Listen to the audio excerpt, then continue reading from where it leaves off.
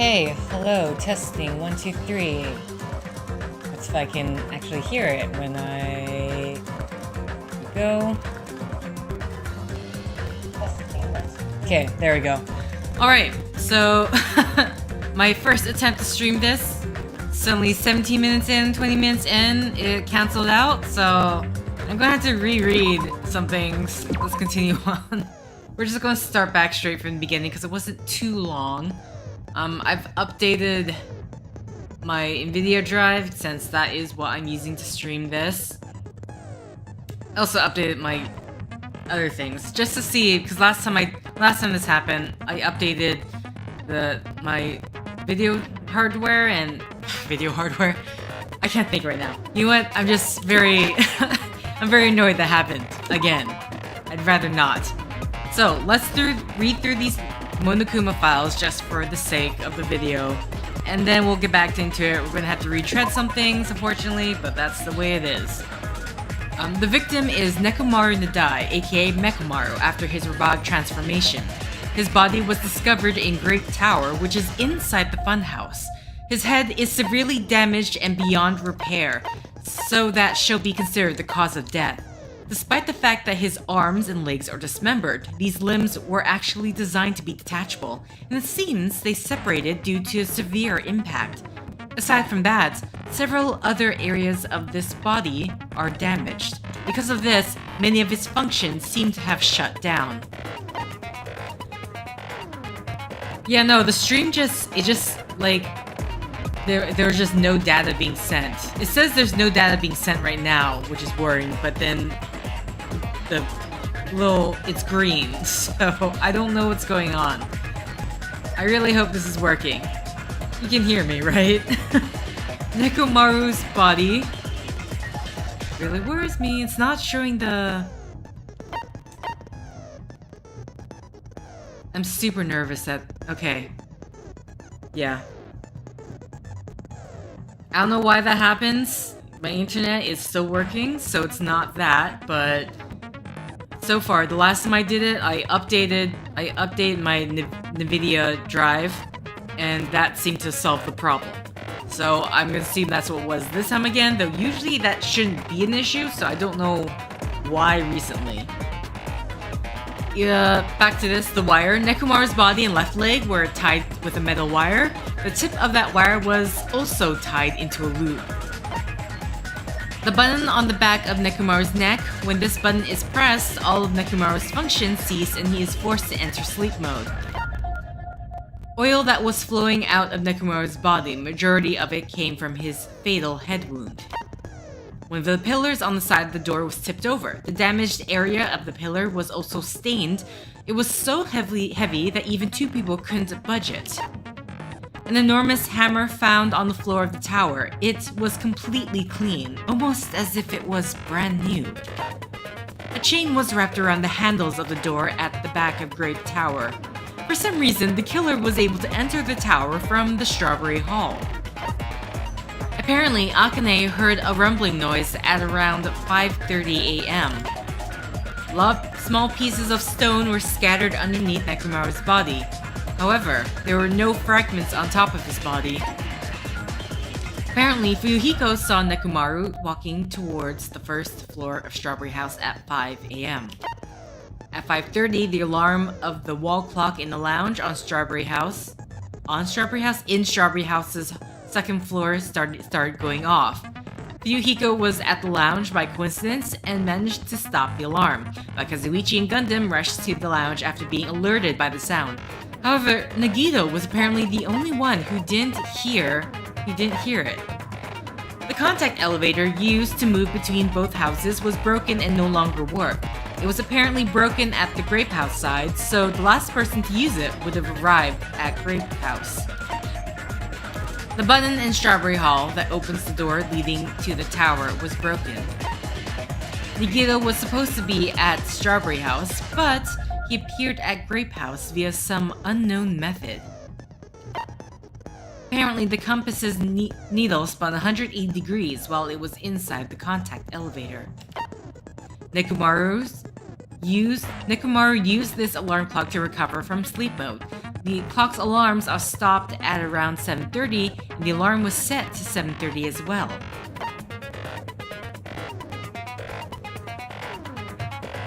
The clock in Nekomaru's chest receives radio waves at fixed intervals and automatically adjusted itself if its time is off.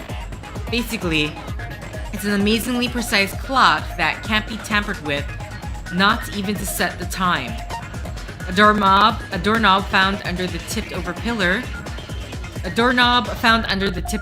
The screws at the base are pulled out, and there are some scratch marks on the knob itself. One of the doorknobs from the far back door of Strawberry House was missing, so this doorknob was originally attached to that door. Regardless of whether you enter the tower from Grape Hall or Strawberry Hall, the placement of Nekomaru's body, the tipped-over pillar, the oil stains, and even the disassembled parts Kazuichi arranged looked exactly the same.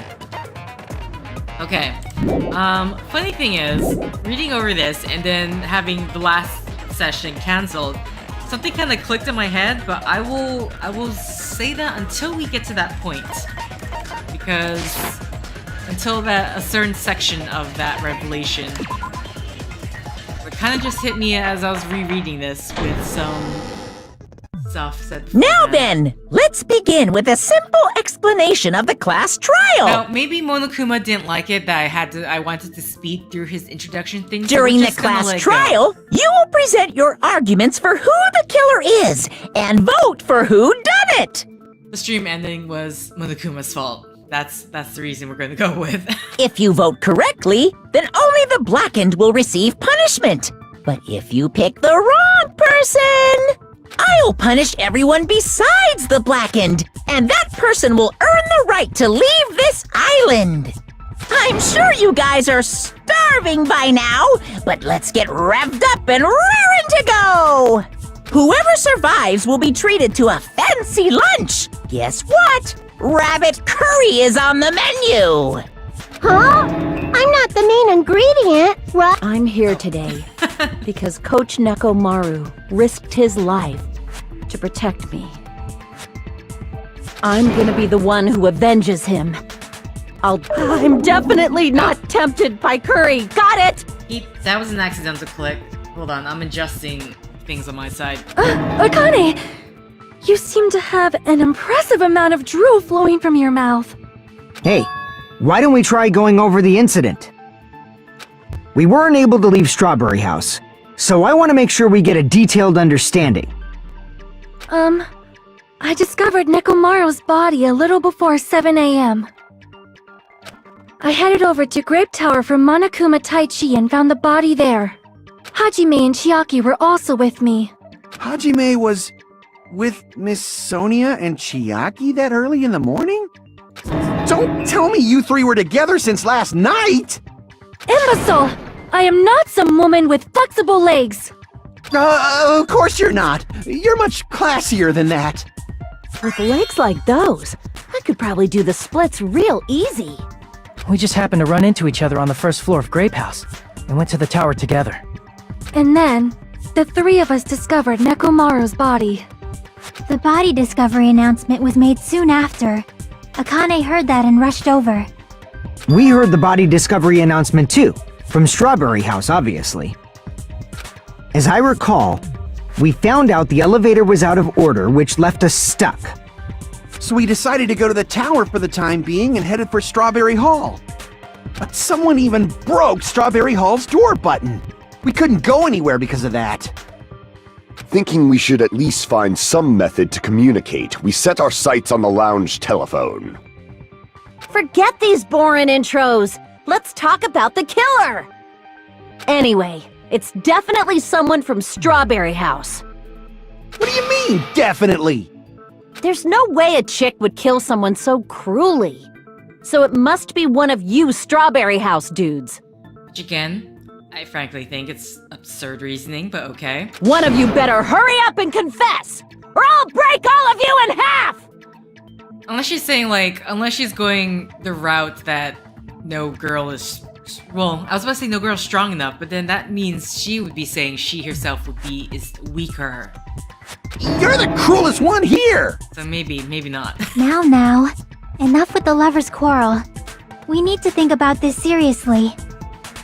We don't have the luxury of discussing irrelevant things. The incident this time has many questions. The incident notwithstanding, I also have many questions. Then let's start with something even Miss Sonia can understand. The weapon. And Nagito. Sorry, this is just... Well, the weapon is obvious, right? What the heck, you guys? The weapon! You can totally tell just by looking. Well, this time I can ace this one because we did this in the cancel session. The only thing at the crime scene that looked like a weapon was probably...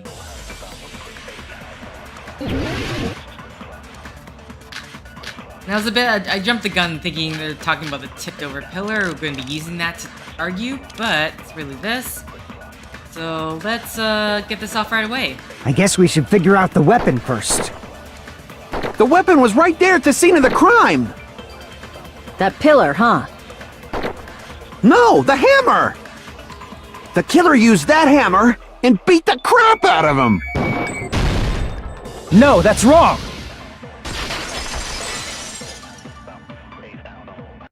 No, I can't accept that hammer was the murder weapon. Why not? Why can't you accept it? A lot of oil was flowing from Nekomaru's body. Just like human blood, right? If the hammer was used to beat Nekomaru, you'd expect some oil to be on it at least. But that hammer was clean. So that's why you can't accept that it's the murder weapon. Well, yeah, but the killer might have wiped off the oil later. Why? Well, obviously, to make the hammer look like it's not the murder weapon. Then why bother cleaning the oil? If they didn't want it to look suspicious, they would have discarded the hammer. You're pretty insightful, baby gangsta. Baby gangsta? Me? Just so you all know, I was trying to test you guys. I thought, maybe you guys mistook the hammer for the weapon or something. It seems that was a waste of time. Then what was the real weapon used to murder Nekomaru? That's the problem. There wasn't anything else at the crime scene that looked like a potential weapon. Then, how about we look at it from a different angle? If it doesn't have oil on it, it's not the weapon. So whatever has oil on it must be the weapon, right? Okay, then we can go through this again. Broken pillar. I see! The only thing with oil on it is that broken pillar. Then that pillar is the weapon! Coach Nekomaru got clobbered with that pillar! Nobody could withstand a blow from that pillar. Even if you used 100% of your muscle strength, it would be impossible to wield it as a weapon. Why? We tried to move it, right?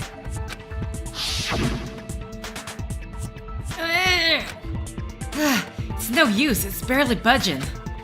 Didn't I tell you? Yeah, that pillar was pretty frickin' heavy. But there's one dude who could have lifted that pillar. Huh? Who are you talking about? Coach Nekomaru's robot body!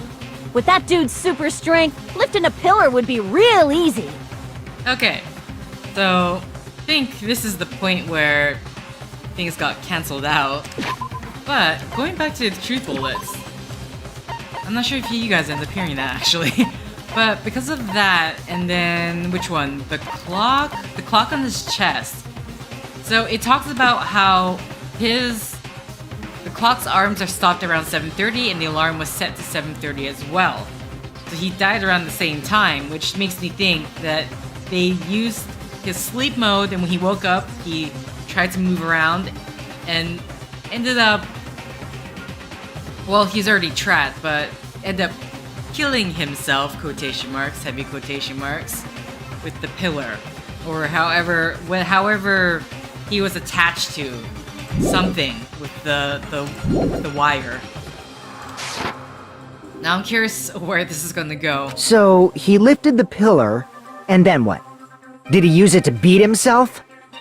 You mean Nekomaru killed himself? Don't be stupid! He ain't the type to commit suicide! Then even if Nekomaru could have lifted that pillar, it has nothing to do with the case at all. Well, I guess you're right. What the heck? But it does bother me a little. That word, suicide. By the way, the fourth murder of this killing school life was apparently ruled suicide. Huh? No, that shouldn't matter. There's no way Nekomaru would commit suicide. But that's a problem. If it's not the pillar, then there's no other weapon we can think of.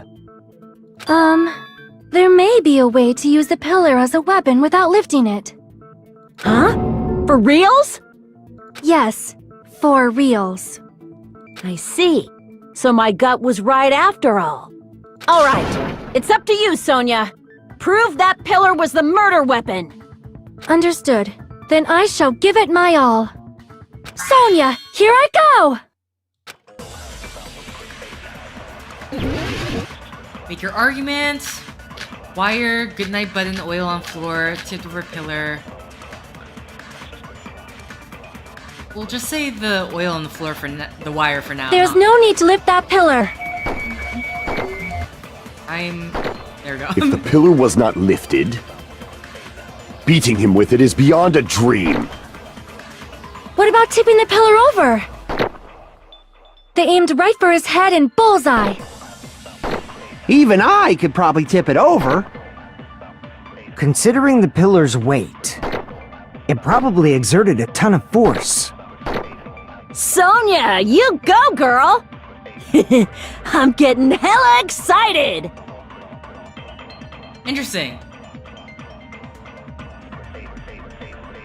The killer murdered Nekomaru by tipping over that pillar. Is that really it? So I have to remember exactly what were the arguments I could go over. They're talking about considerable weight. They're talking about tipping it over. And then, was there one of those things I could grab? But these are all, none of these are agreement statements. Notice that none of them are blue. They're all argumentative. I think those were the only two things, right? I have to look over again. There's no need to lift that pillar. Goodnight button, oil on If floor. the pillar was over not lifted, chain. beating him with it is beyond a dream. Pillar fragments? What about tipping the pillar over? They aimed right for his head and bullseye. Even I could probably tip it over. So I'm Considering the pillar's weight, it probably exerted a ton of force. Sonia, you go, girl! I'm getting hella excited! Okay, I'm gonna try the pillar fragment, but on Sonia's first argument, but if not, it might be something in here that I'm not thinking of. There's no need to lift that pillar. If the pillar was not lifted, beating him with it is beyond a dream. What about tipping the pillar over? No, that's wrong! Okay, that was it.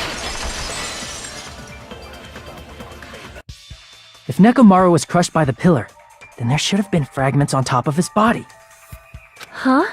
Fragments? The pillar fragments were scattered beneath Nekomaru's body, but there weren't any on top of his body.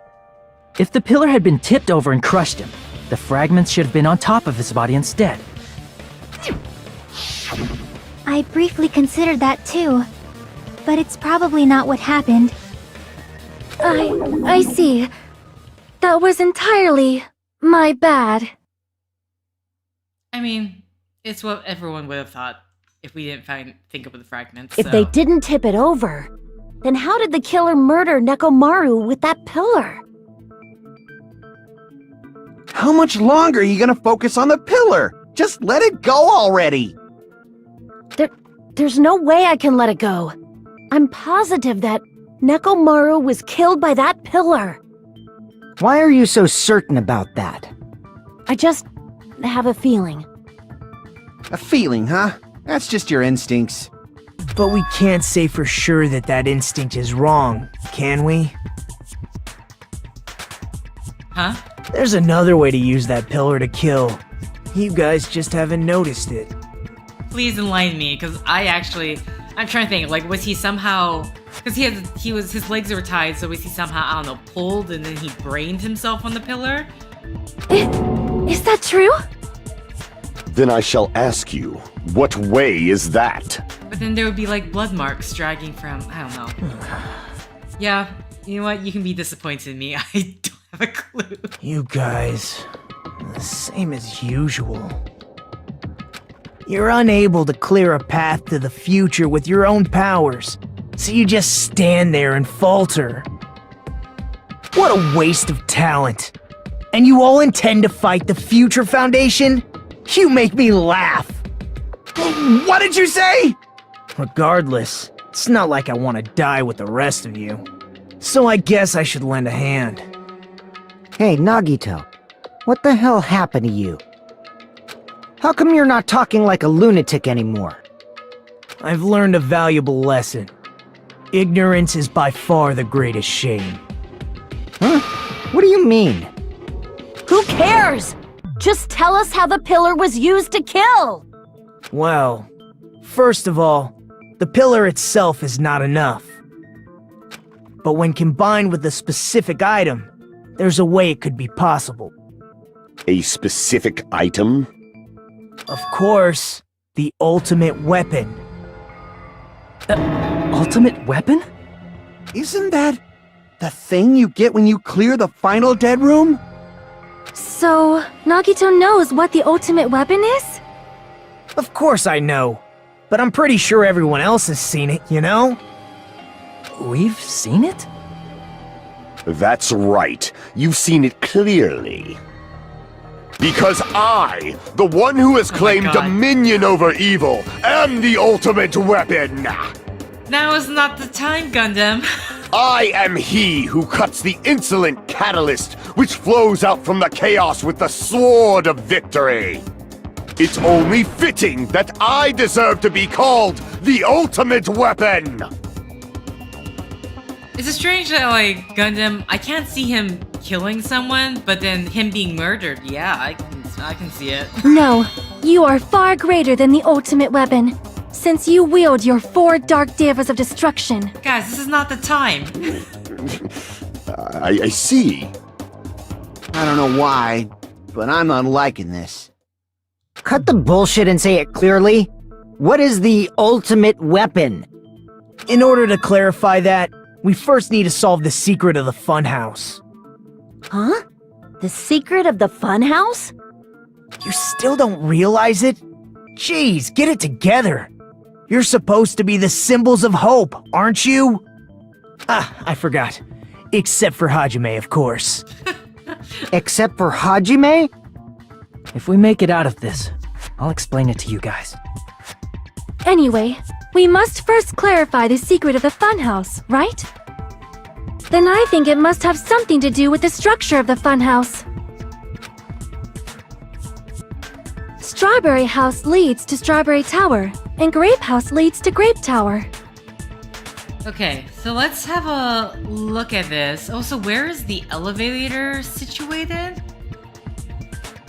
How doesn't...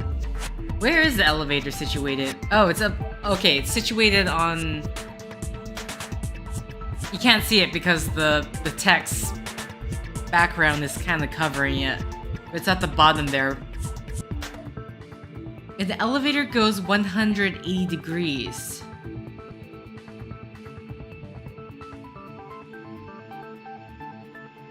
So it just flips around. How does... I'm really not... Yeah, I don't get the structure. But in actuality, they are both the same building, and both houses are linked to the central tower. It is undeniable that such a sweet building structure is the secret of the funhouse. Man, not only does that make perfect sense, but Miss Sonia's beautiful voice is just so soothing. faux show. I shall leave this matter to your discretion. The two houses are connected to the tower in the middle. I thought that at first too, but I ended up finding proof that completely contradicts that.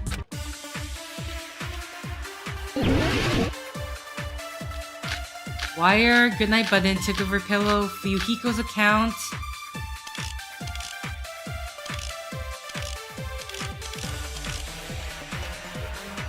In truth, I'm sorry, Strange Feeling in Tower? What's that?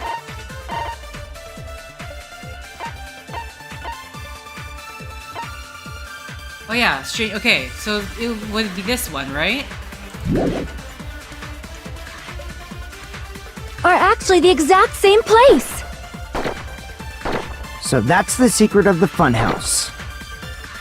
Is that really it? It's weird to say they're both the same place. I mean, the walls are different colors. And the designs on the floor are also different. Yeah, that's not gonna matter.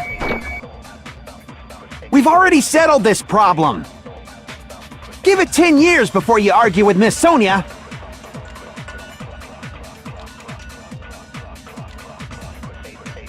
Okay, unfortunately I missed what her argument was because I was busy getting... That's the problem with getting those shooting those +2 timers. In truth, Strawberry Tower and Grape Tower are actually the exact same place. Are they the same place? I mean, they have to be. None of these are... So that's the secret of the None of funhouse. these are agreements. Is they're that really it? argumentative. It's weird to say they're both the same place. I mean, the walls are different colors. And the designs on the floor are also different. Oh no, damn it, that's not what I meant to do. We've already settled this problem. Give it 10 years before you argue with Miss Sonia. I'm a bit lost on this one. Because I don't see how anything I have really is argumentative of that statement. If I go back to Strange Feeling in the Tower, which is the very last one, so we can just skip to here. Regardless of whether you enter the tower from Grape Hall or Strawberry Hall, the placement of Nekumaru's body tipped over is exactly the same. Now the only other one that there's a broken doorknob. One of the doorknobs from the far back door Strawberry House was missing. So this doorknob was originally attached to that door.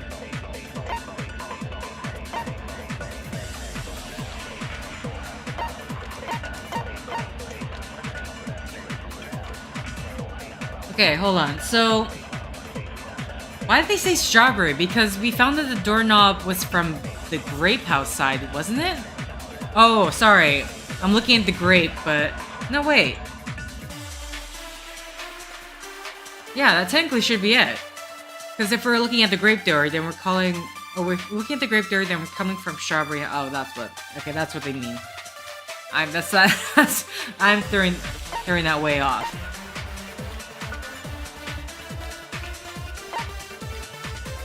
How? But then, like, this isn't really... She's saying they're the same place. But this doesn't really argue with that statement.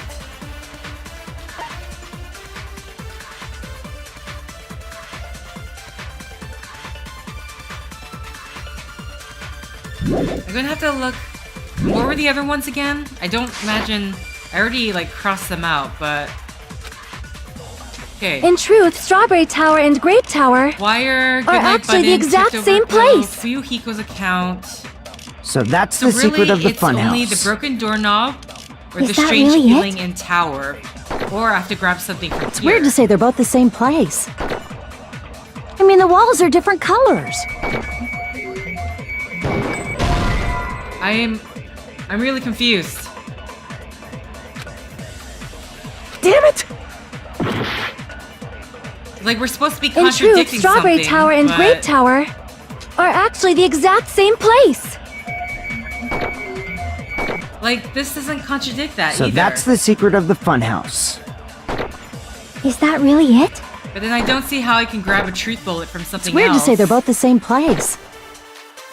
I mean, the walls are different colors. Those are different colors. And the designs on the floor are also different. We've already settled this problem. Give it 10 years before you argue with Miss Sonia. Okay. She says they're a different place. So is it really just Akane I'm trying to dissuade against? I don't see how arguing with Miss Sonia would help with this.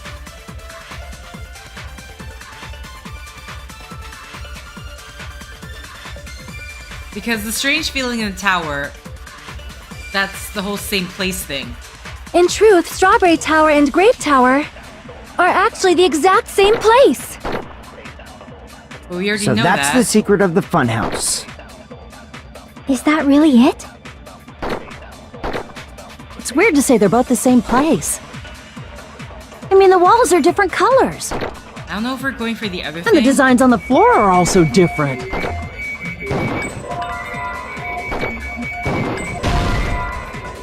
So it's not that.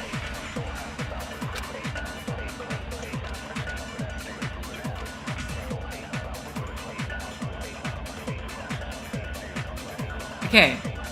So it is with Miss Sonia then. I don't see how any other way. I don't see... Like, there's no way... I don't see how taking... We can't take Akane's... Unless I'm taking... Sonia's truth bullet and arguing with Akane. Maybe let's try that. Because strange feeling in the tower is In rather truth, specific, Strawberry Tower and so- Grape Tower are actually the exact same place. Okay, So that's the secret of the funhouse. Is that really it? It's weird to say they're both the same place. I mean, the walls are different colors.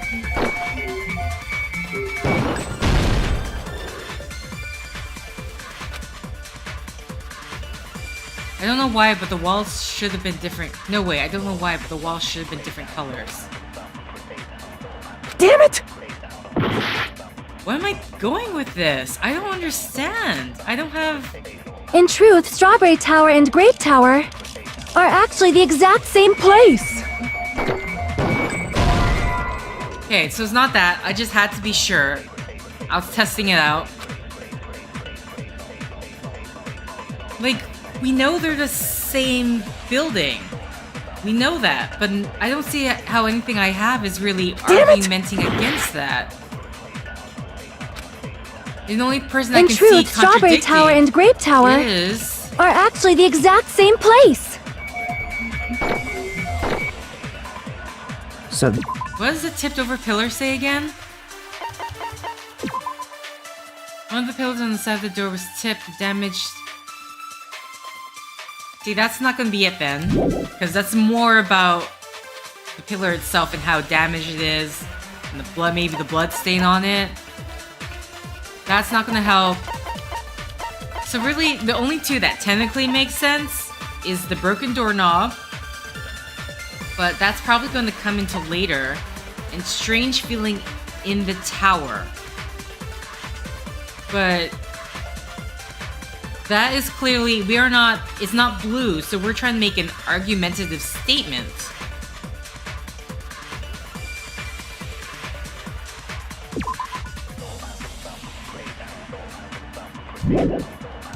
So this is what really throws me off. Is that really it? Let's try Akane's second It's weird to say they're both the same place. Oh, wait, I mean, the didn't walls are realize. different colors. And the designs on the floor are also different.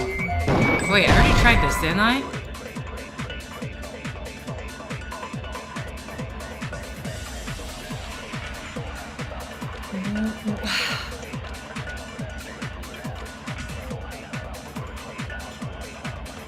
No, wait, I did this with Sonia's statement.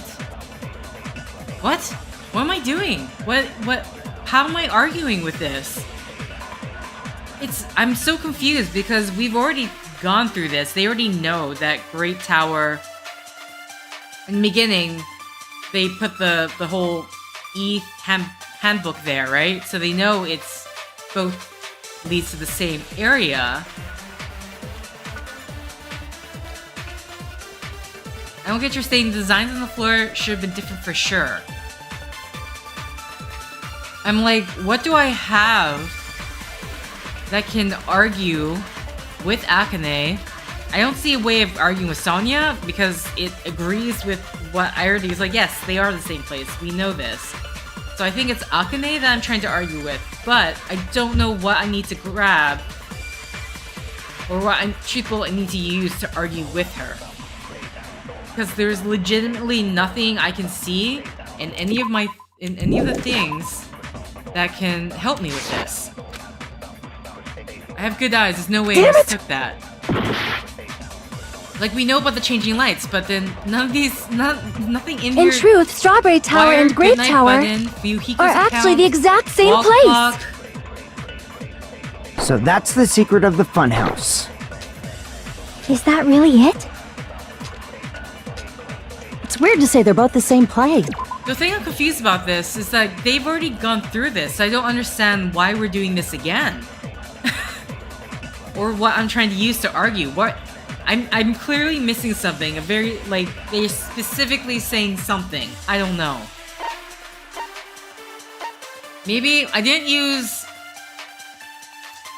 Problem is, if I grab Sonia's statement, use it as a truth bullet, it should technically work on either of Akane's statement, because she just talks about the designs and the colors. But... And what's Fuyuhiko's just about the alarm clock, right? Yeah, that's the alarm clock. So...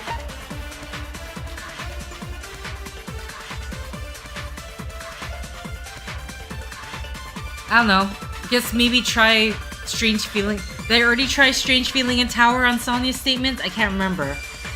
And so... I mean, the walls are different colors. Walls are different colors.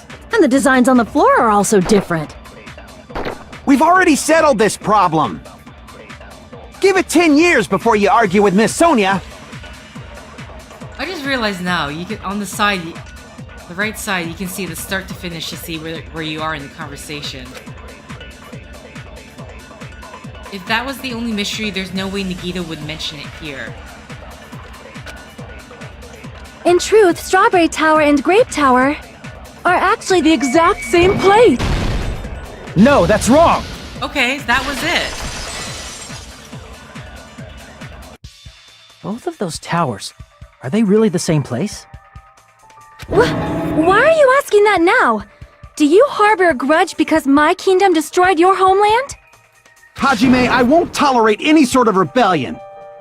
I mean, doesn't it seem strange? When we went to Grape Tower from Grape Hall, Nekomaru's body was in front of the door to Strawberry Hall. Okay. But when we went to Strawberry Tower from Strawberry Hall, his body was in front of the door to Grape Hall. It's probably some kind of trick, like the floor rotating 180 degrees or something. If it is, then see? That means it could have passed as the exact same place, right? If so, then what?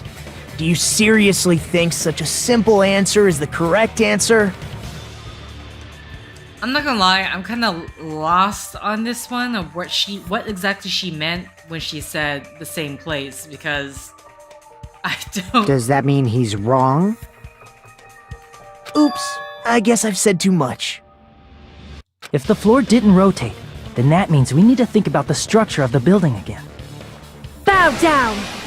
Okay. This is she's Then how about this? Somebody moved Nekomaru's body. What? How? While we were moving from Grape Tower to Strawberry Tower? But we should have all been together during that time. Even if they tried to move the body inside the tower. Then Monokuma did it. While we were moving, Monokuma quickly moved things around. But Nekomaru's body wasn't the only thing moved.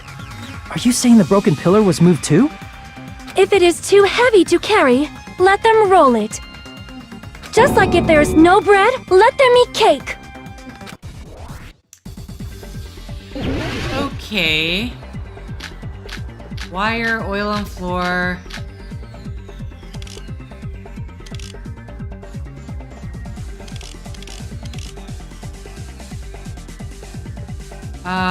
Which one am I going for? There are many different ways. The body and the pillar could have been moved. The pillar could have been rolled. Oh no, that's not what I meant to do. And Nekomaru could have been moved piece by piece. I decree it was Monokuma's doing.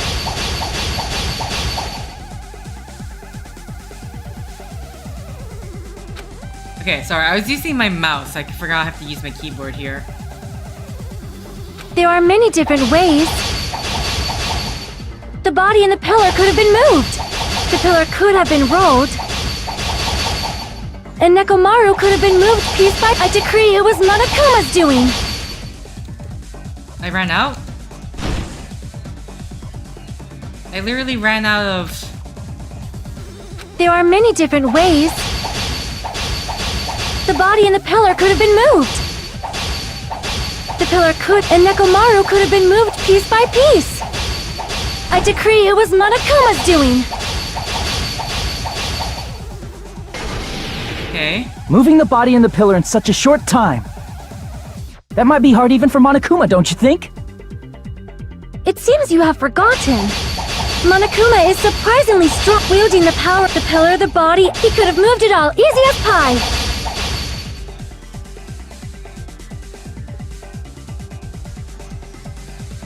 It seems you have forgotten. Monokuma is surprisingly strong wielding the power of the futuristic the pillar, the body, everything at the crime scene. Allow me to cut through those words.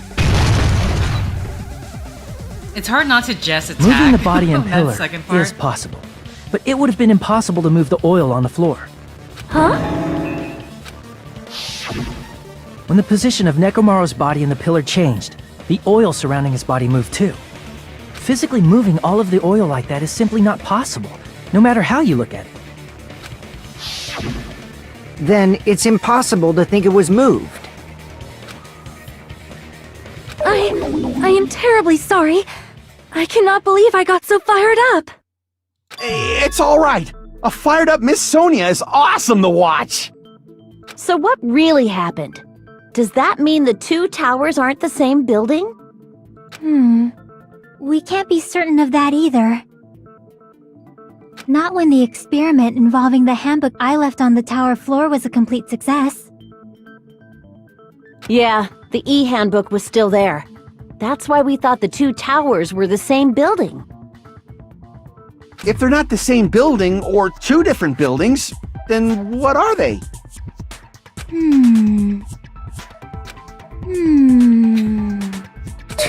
No idea, huh? This mystery ties into the secret of the funhouse. We don't have enough clues to solve that mystery. Then the only thing we can do is rely on the one person who has those clues, Nagito. Hey, Nagito.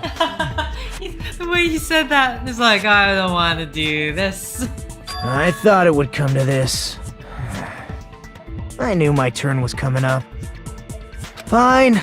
I'll tell you guys a big hint that can help you solve the secret of the funhouse.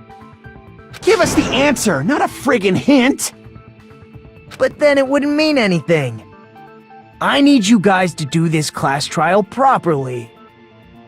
It's also important for me because it will help me determine something. Determine? Is he talking about the traitor? If so, why did Nagito say that all of a sudden? Did something happen to him? But how do we know your hint is any good? It's suspicious that you're the only one who knows it. I have a good reason for that. The reason I'm the only one who knows it is because I was the only one who performed the appropriate action. You performed the appropriate action. I see!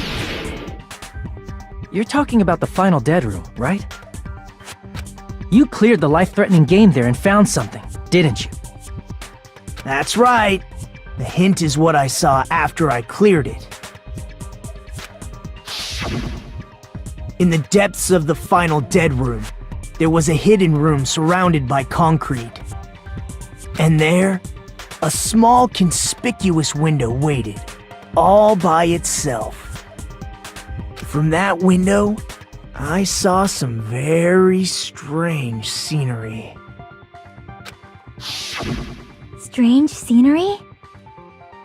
Instead of explaining it, it might be faster just to show you. At an opportune time, I found a perfect camera in the final dead room. You took a picture? Yep, Nigito grinned creepily as he retrieved a small digital camera from his inner pocket. see? This is it. And, as he said that, he showed us a peculiar picture. Let me explain it to you again. There's only one tower, right? So, I took this picture on the first floor of Strawberry House, from the secret room within the final dead room. first floor. This is the first floor? But don't you think it's weird? There's a lower? If the funhouse's structure is what you guys have been thinking, then there's lots of things that don't make sense in this picture, right?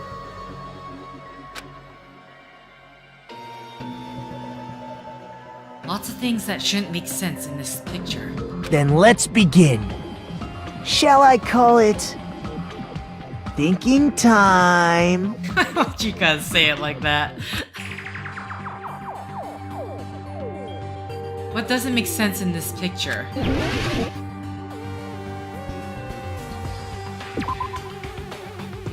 It's a tower, right? There's only one tower in the picture, that's what we've been thinking all along. Which means it's not natural at all. It's not unnatural at all, don't Crap! you agree? Interesting.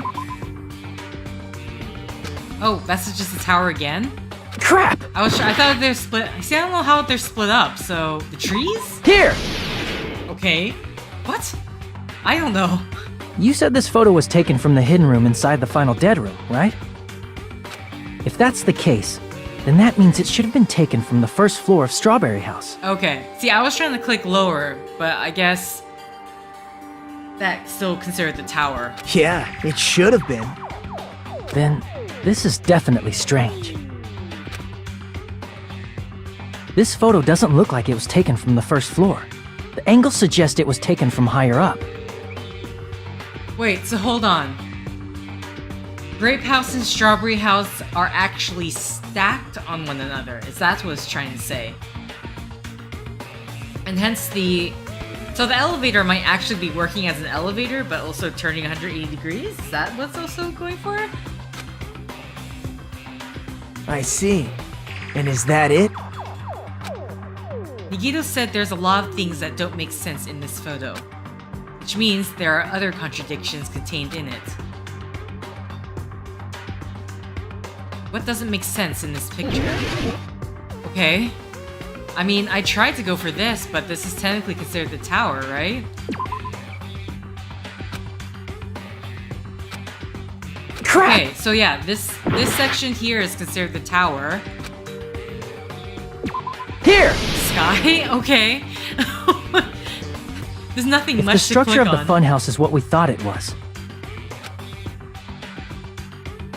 Grape House and Strawberry House should link to the tower in the middle. Which means, if you're viewing the tower from Strawberry House, you should see Grape House behind it. But in this photo, I don't see anything behind the tower. No shadow, no shape, no Grape House at all.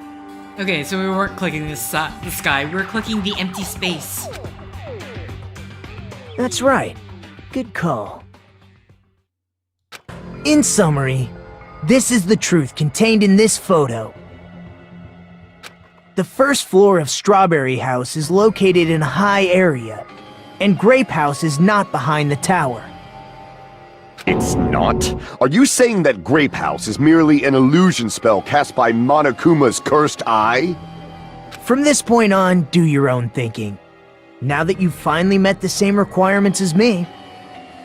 If you guys are truly symbols of hope, you can easily solve a simple mystery like this.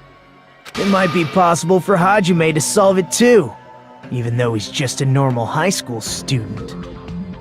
Despite the fact that you don't have a real talent, you already know about the other clue. The other clue? You talking about that one time? Why, hello there, Hajime. Nagito, why are you here? Because I showed up. You showed up? How did you even come here? Maybe I teleported. You're referring to when you suddenly appeared on the second floor of Grape House, right? I'm asking you just to be safe. At the time, where do you think I came from? The top floor, right? Such sharp eyes. So you realized it already? Top floor. So the third floor?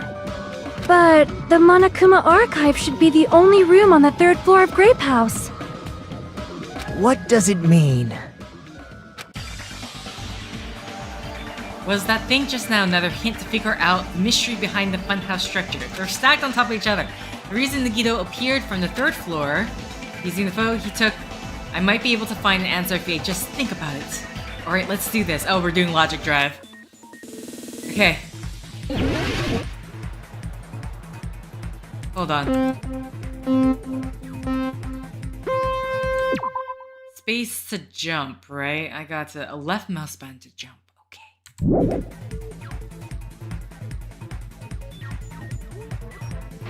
I think I can press space though too. Yeah, I can. Okay. Woo.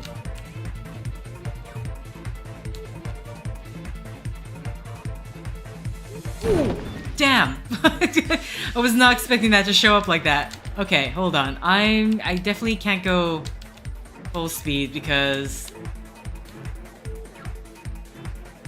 Question 1. The Strawberry House, they exist.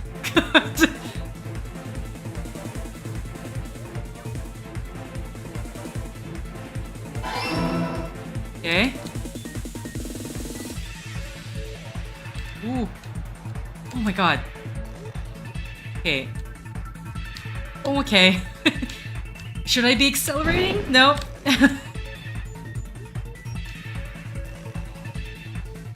Oh my god. Oh boy. Okay. Are Strawberry House and Grey House the same building or two different buildings? They're the same building.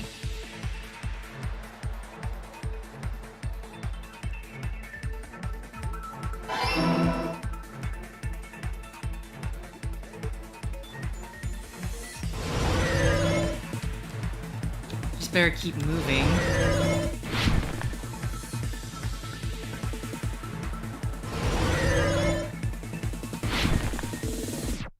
Okay.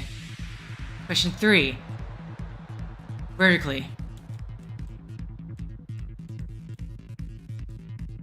There we go. That's all the logic drive. Fortunately, I hit some barriers along the way. We entered the color rainbow. It's all coming together! Okay.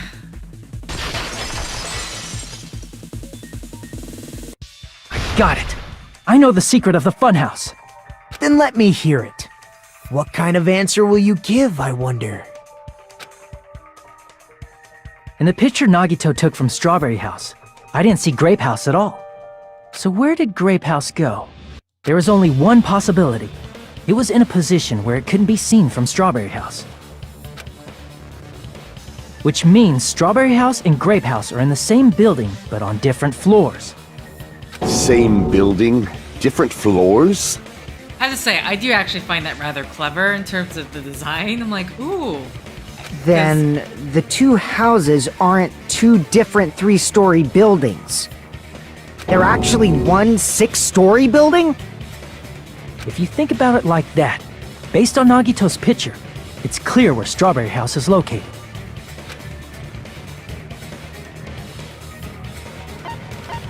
I see!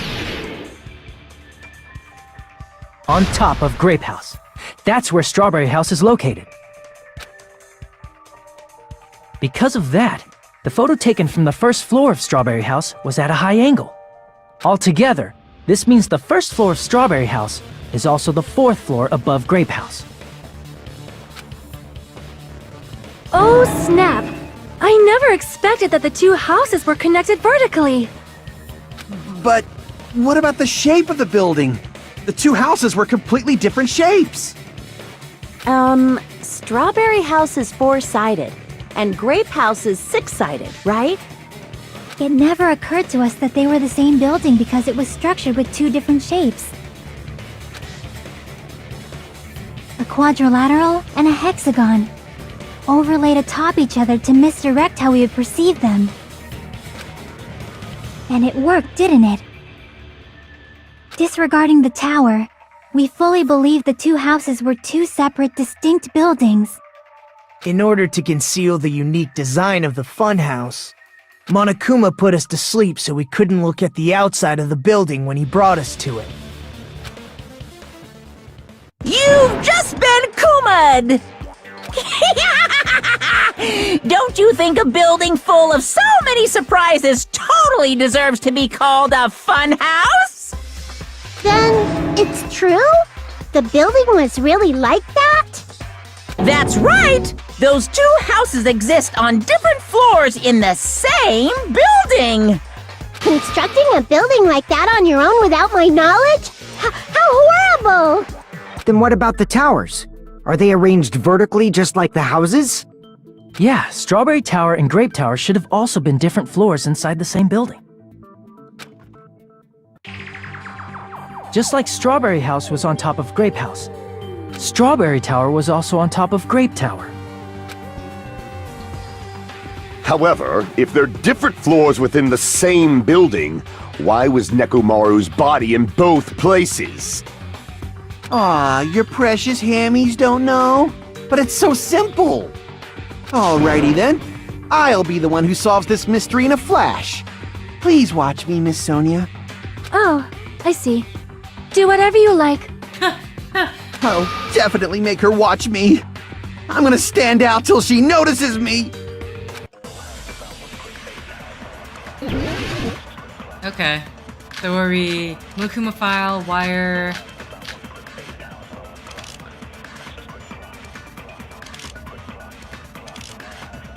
Could be either one of those. I'm gonna solve this mystery in a flash.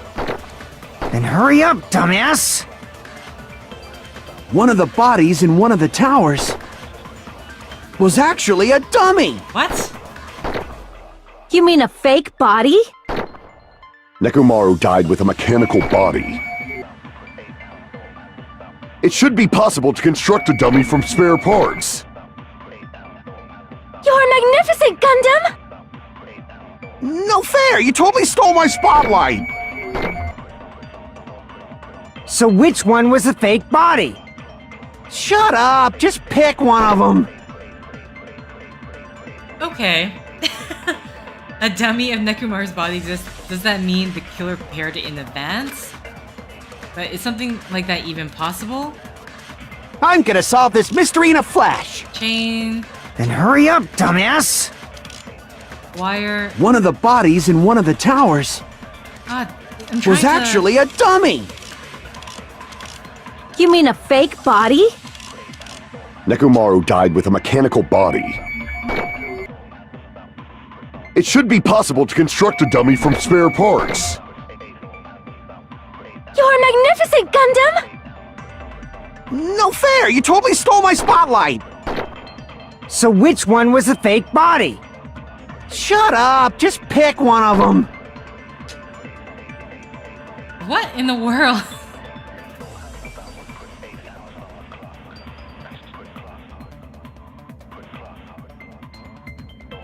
Am I using the strange feeling in the tower again?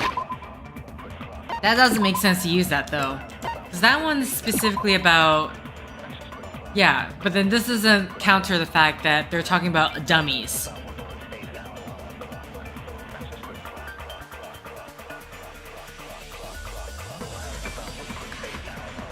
The chain. There we go. The chain. The chain is what's different. Oh, wait. No, that doesn't really counter the dummy fact, because if they are if they are moving to different floors,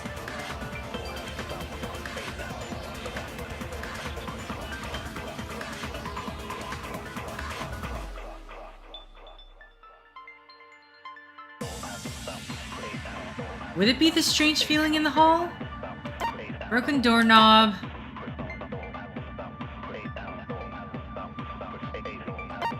Because the chain and the broken doorknob, if we are just moving to a different floor, one with a fake body, then the real question is, how do you... I mean, the only one that kind of makes sense would be the strange feeling in the tower. But then again, how do you copy everything? The problem with a broken doorknob, I feel like the broken doorknob has to be used for something else, but one door has a chain, one door doesn't. One door has a broken doorknob, one door doesn't. So...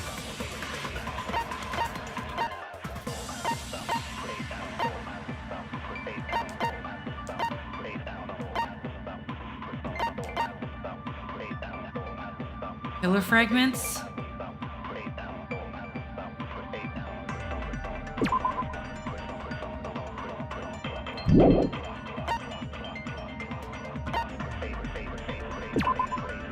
The chain was wrapped around the handles of the door at the back of Grape Tower. For some reason, the killer was able to enter the tower from Strawberry Hall.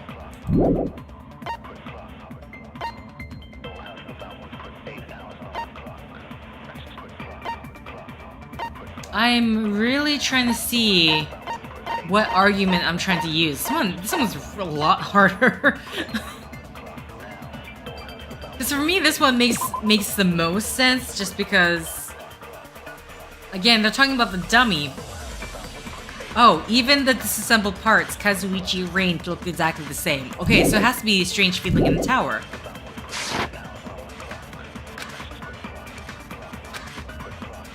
I'm gonna solve this mystery in a flash! This is the only one that Hurry makes up, sense dumbass! to me. One of the bodies in one of the towers was actually a dummy! You mean a fake body? Nekomaru died with a mechanical body. No, I'm not. Okay, wait. Sorry, that Damn was... it! My bad. I should be technically hitting Kazuichi's statement. I'm gonna okay? solve this mystery in a flash! Then hurry up, dumbass! If this is even it. One of the bodies in one of the towers was actually a dummy! No, that's wrong! Did we use this twice? This is the first time, I feel like. Nekomaru's body wasn't a dummy. That can be proven by Kazuichi's account. Huh? Me? Remember? When we moved from Grape Tower to Strawberry Tower, we thought the body had moved. And that's when you said... It's not just that. The parts that I carefully arranged when I disassembled the body all moved too. Right up until that moment, you were disassembling Nekomaru's body at Grape Tower, right? The killer couldn't have known how you'd take apart his body, so they couldn't have built a dummy. Unless Kazuichi was the one who built the dummy, then it would be a different story. Miss Sonia, that's a pretty harsh joke. You are joking, right? It's alright. Kazuichi is not the killer. If he was, he wouldn't have fixed the elevator or the button in Strawberry Hall. It'd be much more convenient for the killer if it stayed broken. I see. That is disappointing. That is a harsh rejection right there. It's like, man, I just need to get rid of this guy. Hey. But, you know, if that's true, that means I still have a chance to 100% Kazuichi's hope fragments. I'm even more disappointed. However, even if Nekomaru's body wasn't a dummy, it's meaningless if we don't have the important answer. The reason Nekomaru's body was in both towers, even though it was supposed to be on different floors. Maybe it was simply moved? The body moved to a different floor? You can't think of a device like that? A device that moves things to different floors in the same building? Just say an elevator. I don't know why you gotta say device like that. Device that transports things to different floors in the same building. I feel like I've seen that before. Wait, am I doing another logic dive? Wait, what? Oh, Hangman's Gambit. Okay, thank God. I'm like, don't tell me it's another one. Hold on. Oh, damn, I can't see. How many words? 2, 4, 6, 8. Elevator. That works. Also, I do need to right mouse button, letter to explode. Catch released. Okay,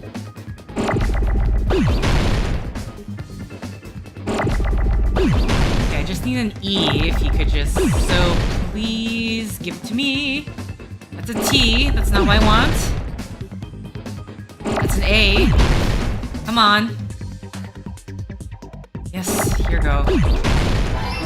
Okay, now an L.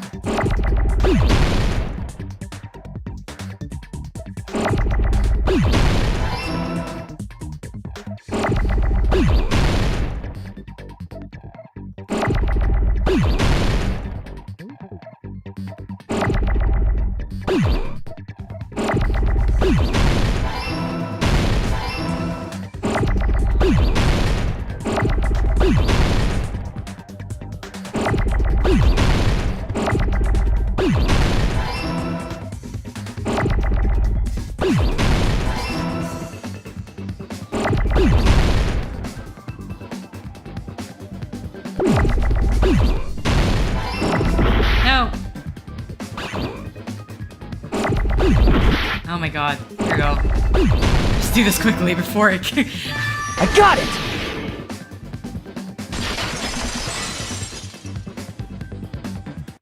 You must be talking about an elevator. What? Are you saying Nekomaru's body was transported using an elevator? The entire thing is an elevator, dude. Where the hell is this elevator anyway? It's the building It's itself. the tower itself. Thank you. The inside of the tower is one big elevator. Which means the tower was designed so that the whole room goes up and down like an elevator. So whether you enter from Strawberry Hall or Grape Hall, it all leads to the same room, right? So that's why we could only enter it from one side or the other. Now that you mention it, sometimes when I pressed the door button, it took a while for it to open. I see. We were basically waiting for the room to arrive, just like an elevator. It's the quietest elevator in the world, I have to say. Please hold on. If the inside of the whole tower ascends and descends like an elevator, then why is there a picture of a strawberry on the far back door when you enter from Grape Tower? And a picture of a grape on the far back door when you enter from Strawberry Tower. If the room just moves up and down like an elevator, there's no reason for the doors to change. Plus, after the incident, the far back door in Grape Tower had chains wrapped around it, right? But when we entered Strawberry Tower, those chains were gone. Not just that, but if I remember correctly, even the doorknob was broken off. There are too many strange things. Was that tower really an elevator? When you see people and things, make sure you focus on the good parts instead of the bad. Huh? What did you say? So, let's put aside what's changed and focus our attention on what hasn't. Why do we have to do that? It's fine. Come on. What does everything that hasn't changed have in common? Things that didn't change when we moved between the two towers. That includes the body, the pillar, and the oil. We've been talking about that stuff for a while now. There shouldn't be anything strange about them, not even the fact that they all moved with the elevator.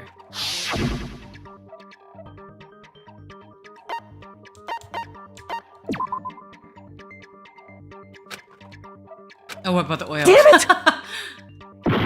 Okay, sorry. Things that didn't change when we moved between them. Didn't read the oil part, just concentrated on the bodies. There shouldn't be anything strange about them, not even the fact they moved with the elevator.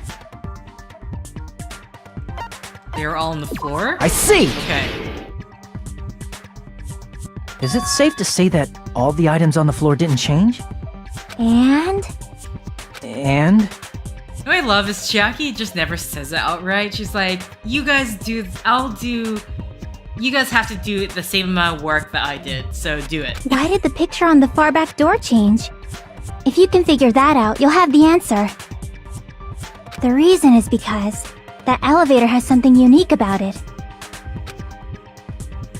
Is something unique about the elevator?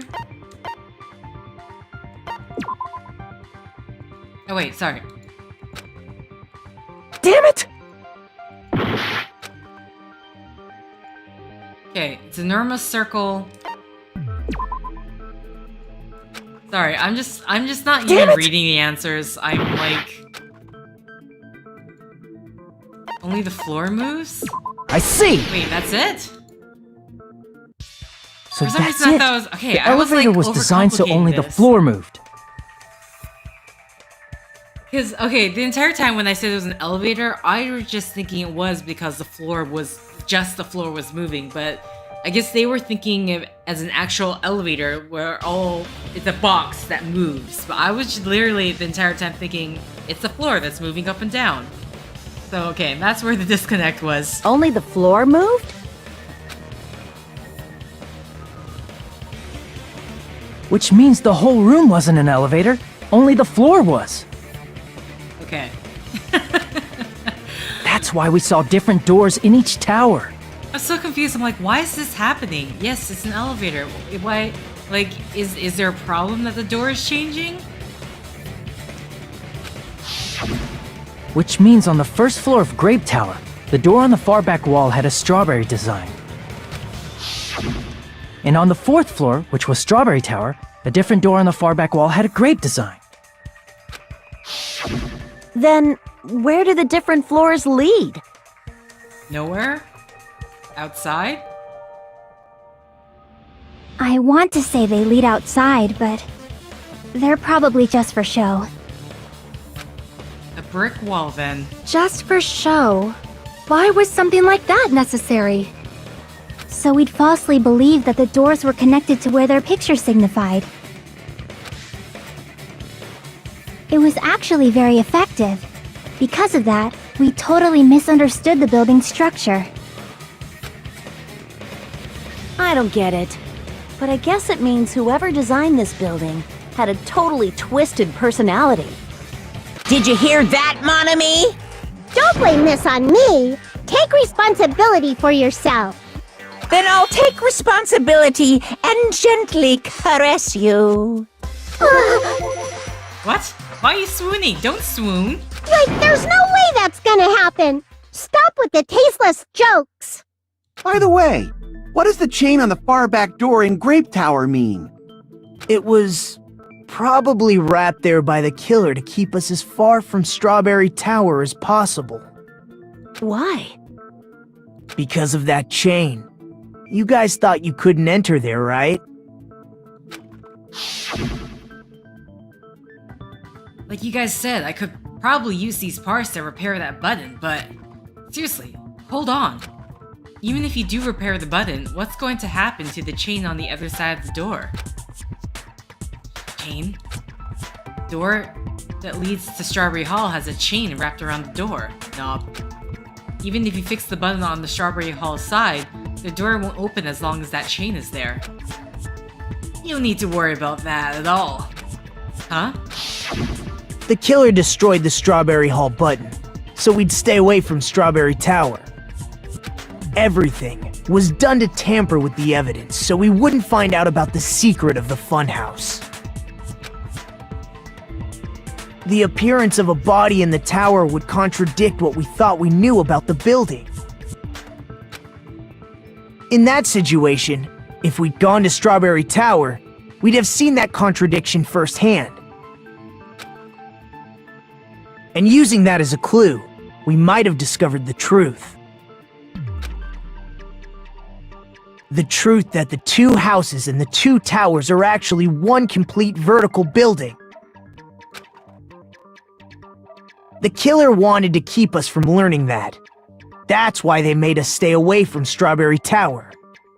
They destroyed the button and wrapped a chain around the door just for that? Would it really have inconvenienced the killer if we learned the true structure of the building? It would have been a major inconvenience. After all, this funhouse is strongly connected to the ultimate weapon that killed Nekomaru. Hold on. You're progressing much too quickly. There's still a contradiction concerning the building structure. What a pain. It's fine already. Gundam, please proceed. You said earlier that Strawberry House and Grape House are connected vertically, right? If so, how does the contact elevator supposedly transport us from one house to the other? See, now that you mention it, I completely forgot about that. If that elevator moves vertically, then when your back is facing the elevator, both towers should be on the same side. But does this reflect reality? Inside Grape House, Grape Hall is on your right when your back is to the elevator. And inside Strawberry House, Strawberry Hall is on your left when your back is to the elevator. Which means the houses are on exact opposite sides of the tower. Answer me, fiend! What does this mean? I mean, you say that, but at the same time, you also have proof that that is not the case. That they're not on opposite sides, so... Now, we know that the elevator, when Kazuichi with the compass, we know that it goes... What does this mean? 180 degrees. Man, Sonia, you are crushing hard on him. Agree, what does this mean? The two houses are connected vertically. The position of the tower should be the same in both houses. In fact, when my back was facing the elevator in Grape House, the tower was on my right. And when my back is facing the elevator in Strawberry House, the tower was on my left. How can I break through this contradiction? Okay. Compass, compass, compass. Hold on. If the two houses... Okay, sorry, I need to look at...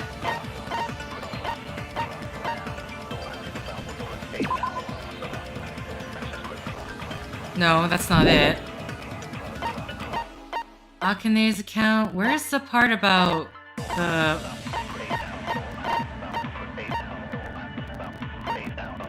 Hito's sudden appearance? Kazuichi's account? There we go. The elevator should move.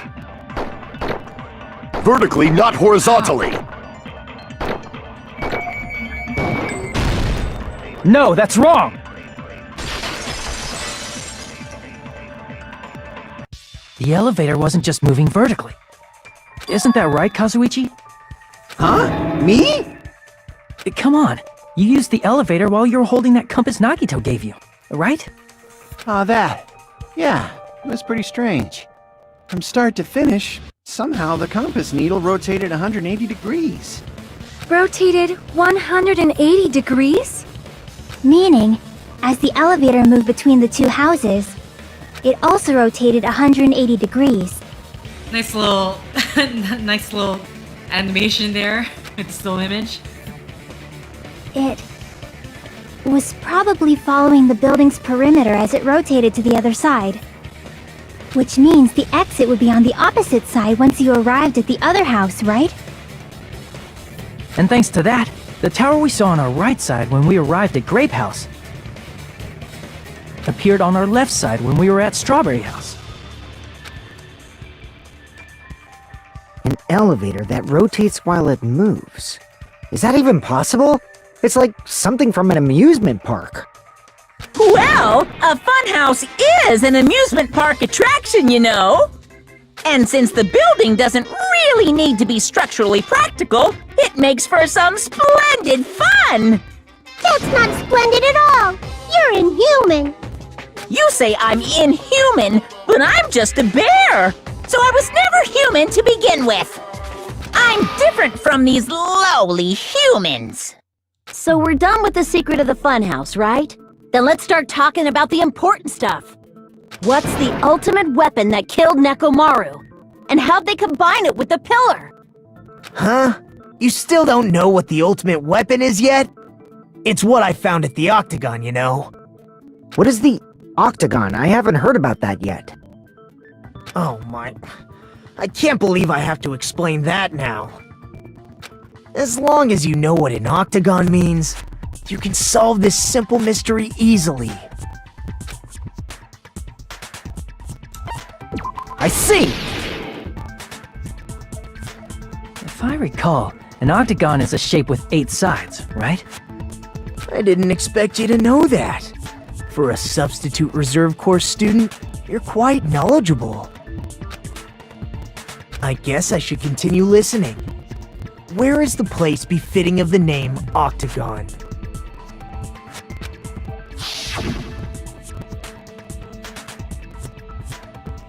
Eight sides? What? This is a hexagon.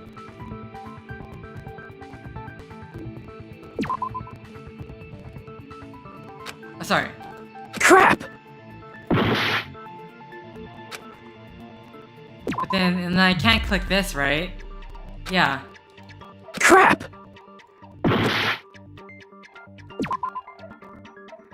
The octagon is inside the tower, but isn't the tower circular? You're right. It looks like I had a little misunderstanding. Okay. I'm very confused about this. Hey, which place would be the octagon?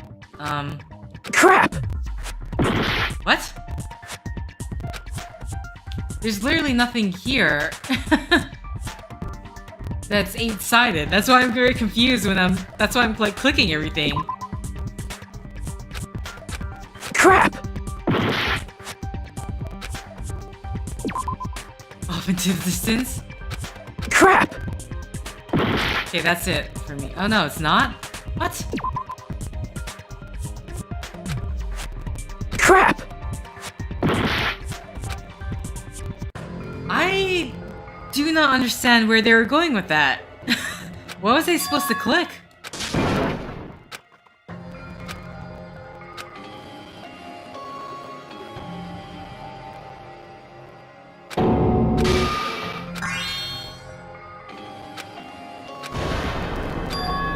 This is my hour hit? Yes. We will never give up! Okay, what in the world am I supposed to be clicking on in that picture? Because that was the one thing I was confused about. He wants us to click the octagon, but everything in the picture does not look like an octagon. It's not like I can... What is suspicious in here? See, if I click this, he mentions the hall, Strawberry Hall, and Grape Hall. I don't understand what's supposed to be suspicious. If I could click this, he just talks about Grape House. But here, click this, he talks about Strawberry House. If I click anywhere else, he's like, what is it again? If I click this is a circle. So what am I supposed to be clicking on?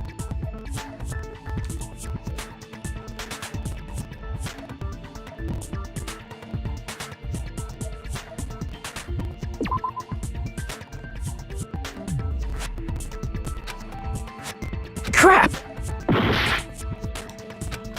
So I keep trying to see if I can move the picture around, but that's not gonna work. Is there a way to see? Yeah, you can't see what's technically clickable. Because I clicked on everything. I clicked on the elevator, clicked on Strawberry House, I clicked on Grape House. Here! What? I'm sorry, what would I You're click exactly? talking about the secret room surrounded by concrete in the depths of the final dead room. Oh my god, seriously? Why is that place the octagon? You know how the 4-sided strawberry house is on top of the 6-sided grape house? If you cut a 4-sided shape out of a 6-sided one, you get 8 edges. It becomes an 8-sided shape. Okay, so we were supposed to...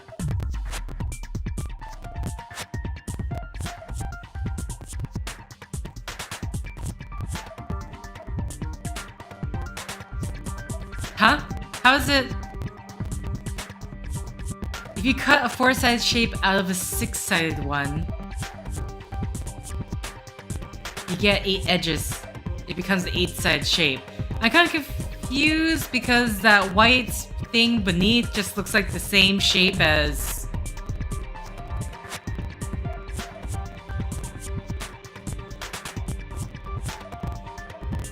That's basically the gist of it. Okay. I'm not gonna The lie, true I'm a bit lost on identity that of one. the octagon is that secret room in the depths of the final dead room. In actuality, that place contained various weapons. Then the ultimate weapon was there too? That's a little different. I learned the true identity of the ultimate weapon at the octagon. Learned?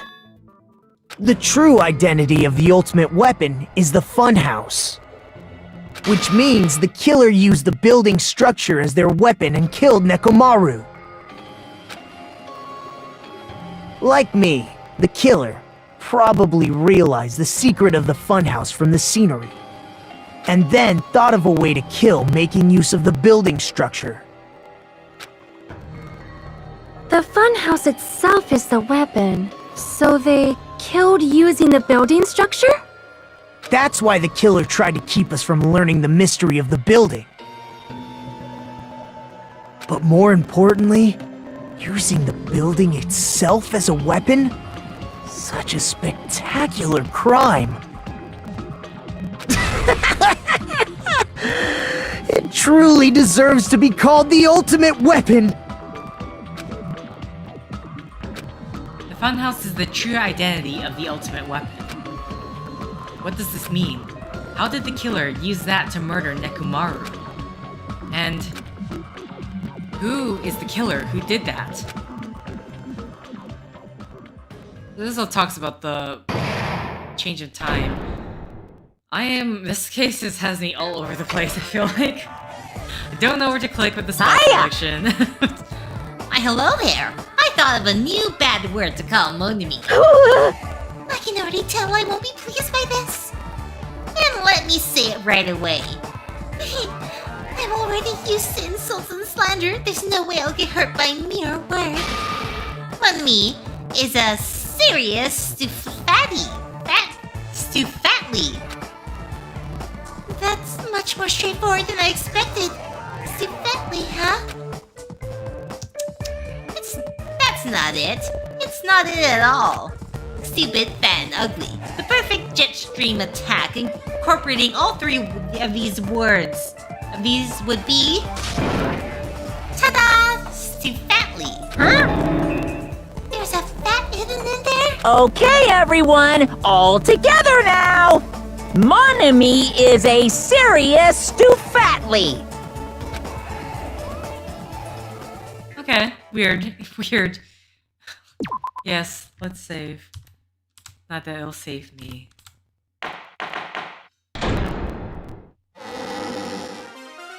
Hello! I hope your day is well. I'm trying to force myself to be more energetic, or else my mental state won't be able to keep up.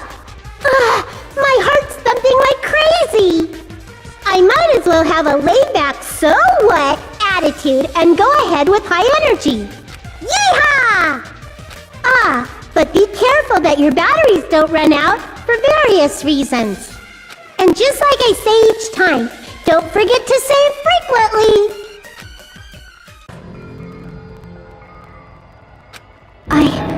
I never expected the funhouse itself to be the ultimate weapon. Oh well, let's just press on ahead. What? You just... it really alright to accept a situation so easily? I mean, that's not what's important. The thing that's really important is the killer who used the building structure. Like, who's Nekomaru's murderer? But is it really okay to believe the building is the weapon?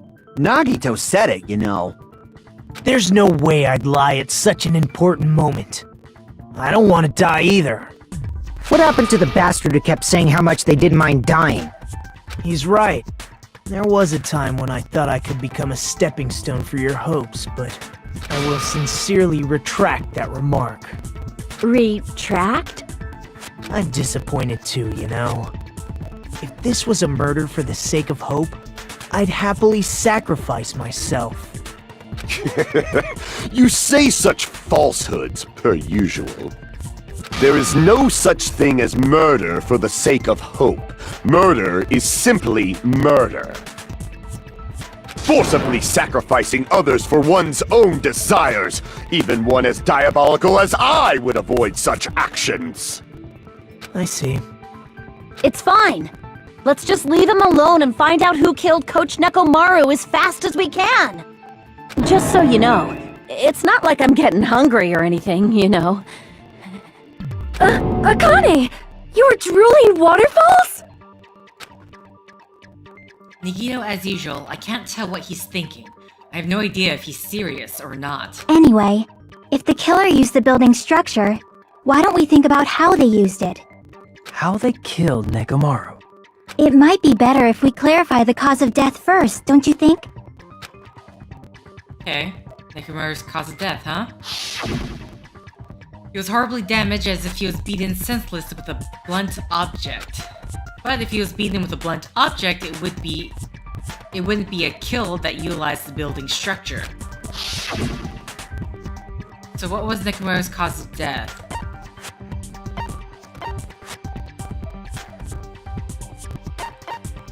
Falling? I see! That's it. I think he might have died from falling. Died from falling? If the funhouse's secret is that it's a structure where both towers and houses are vertically connected, then the killer made use of its height and caused Nekomaru to die from falling. Are you saying they pushed him off? Where'd they push him off from? So they hanged him... I'm trying to think. Grape House was the one with the broken doorknob. Chains... That, I don't know yet. He somehow fell on top of the pillar. So he would have to be in Strawberry House for the height to work. Don't just make things up when you don't know the method. Because he fell, he hit his head on the pillars fell down. Where in with him. that building would you even be able to push someone off in the first place? It might be possible in the tower. You could push him off the 4th floor when the elevator is on the 1st floor. Did you forget how the elevator functions? When it's on the 1st floor, the door on the 4th floor won't open. Saying he died from falling is truly incorrect. You should burn in the flames of hell. But my gut is going crazy right now. Nekomaru died from falling. Where did the killer shove Nekomaru from? If I'm going to reach the truth behind this incident, I need to solve that mystery next. Okay. Make your argument. Goodnight button, Akane's account, contact elevator, broken doorknob. Yuhiko's account's not When the gonna make elevator sense is on the this. 1st floor, you can't go through the door on the 4th floor. It'd be impossible to shove off the victim from up there. Then, how about this? After locking Nekomaru inside the elevator, they moved the elevator from the 4th floor to the 1st floor and made use of the drop. Hold on, did you forget the elevator has a sensor? As long as there's a moving object inside, Sleep mode. Okay, hold on. the other door won't open. This is what this is about. Which Okay. means the elevator wouldn't have moved either. That must be the threshold of that elevator. Okay, so the goodnight button. This is where it's going to come into play. So we're gonna let things When the run elevator is on the through, first but we're floor. gonna try to get all of these to up the time here. You can't go through the door on the 4th floor. It'd be impossible to shove off the victim from up there. Then, how about this? After locking Mekamaru inside the elevator, they moved the elevator from the 4th floor to the 1st floor and made use of the drop. Okay, there's a weird little glitch there. Hold on! Did you forget the elevator has a sensor? Okay, here we go. As long as there's a moving object inside. No, that's wrong!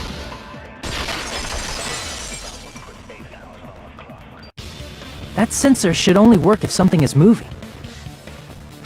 If Nekomaru wasn't moving inside, the elevator sensor wouldn't have detected anything. Could it be his sleep mode? When Nekomaru's goodnight button is pressed, all of his functions shut down, and he enters sleep mode. If he's in sleep mode, the elevator sensor wouldn't have noticed him, right? I see. So that's how...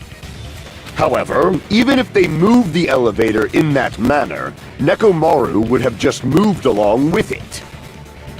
There would have been no drop for him to fall and die from, yes? That's what I was about to explain, before Kazuichi interrupted me. Silence, pest! Now you're calling me a pest? Way to create the drop inside the elevator while Nekomaru is still inside it. Jackie seems to have an idea, but what way could that be?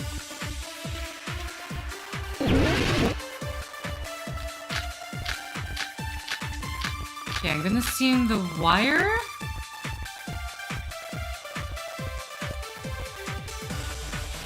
If you arrange it a certain way, you can cause the drop within the elevator. So you're telling us all to think about the arrangement, right? That arrangement is... The hammer is suspicious. Isn't it about time we went over the pillar again? What about the oil on the floor?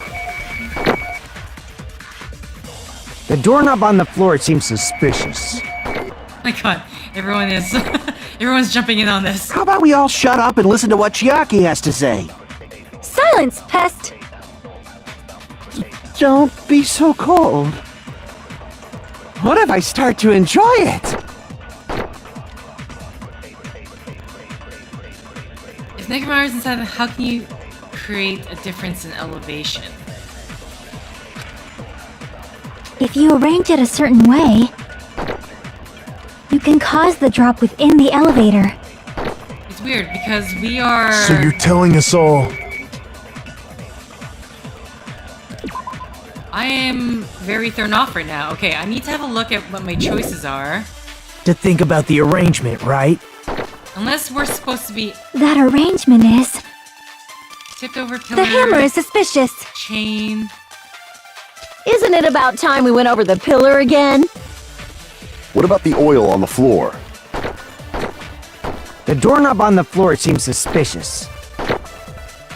How about we all shut up and listen to what Chiaki has to say? Okay, so I'm wondering if I need to grab one of their statements. Everyone's statements that's talking, and then... No, wait, but then Chiaki's statement is about... So, okay, what I'm thinking... Okay, maybe it's the other way around. I grab Chiaki's statement and use that to agree with one of the statements they're talking about. So, which would have to be, assume, be the doorknob. A doorknob found under the tipped over pillar. The screws at the base are pulled out and there are some scratch marks left on the knob itself. One of the doorknobs from the far back door of Strawberry House was missing, so this... Oh, I keep forgetting. So, okay, so I'm thinking of it wrong. Because if they're in Grape House, then the chain is on the bottom floor. Strawberry House is at the top. Okay. So, okay, what this one is going to be, I need to grab Don't Chiak's be so statement. cold. He says the truth bullet. What if I start to enjoy it? To agree with Fuyuhiko. If you arrange it a certain way, you can cause the drop within the elevator. So you're telling us all Okay, there we go. to think about the arrangement, right? That arrangement is... The hammer is suspicious. Isn't it about time we went over the pillar again? Killer. What about the oil on the floor? Get all of that. The doorknob on the floor seems suspicious. Thought the doorknob might have something to do with it, but I really don't know. What?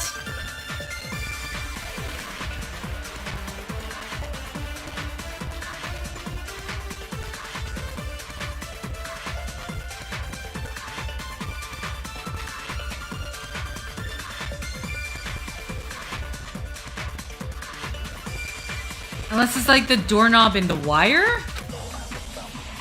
Crap! If you arrange it a certain way, you can cause the drop within the elevator. So you're telling us all to think about the arrangement, right?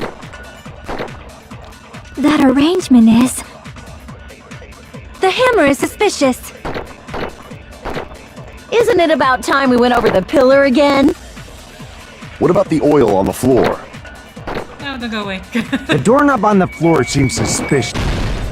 I agree with that. Okay, there we go. So it's really, I'm technically combining Didn't two the doorknob items have here. scrape marks on it? That might have been where it got scraped by the wire. Is that the same wire that was tied around Nekomaru? The tip of that wire was tied into a loop. If the elevator moved while that loop part hung from the doorknob... If they did something like that, he would have been suspended in midair. That's right. He was suspended in midair. Huh? The killer tied up Nekomaru with the wire while he was in sleep mode. Tied the tip of the wire into a knot and hung it on the doorknob to the 4th floor. With that, they moved the elevator from the 4th floor to the 1st floor of Grape Tower. And suspended Nekomaru in midair. That's right! He was so well hung! Kinda like... You better not finish that sentence! So I was like, is this going where I think it's going? The killer took advantage of the elevator's unique feature. Only the floor moves. By doing that, they created a drop so Nekomaru could fall to his death. Too easy. What? Oh my god. So what if they created a drop? There's no way you can make him fall and die with just that. Okay. Why? Yes, why? If Nekomaru is suspended in midair like that, then how do you get him to fall? Okay, this would Because if be, he's suspended in midair, he won't die if he doesn't actually fall. this would be his alarm clock thing.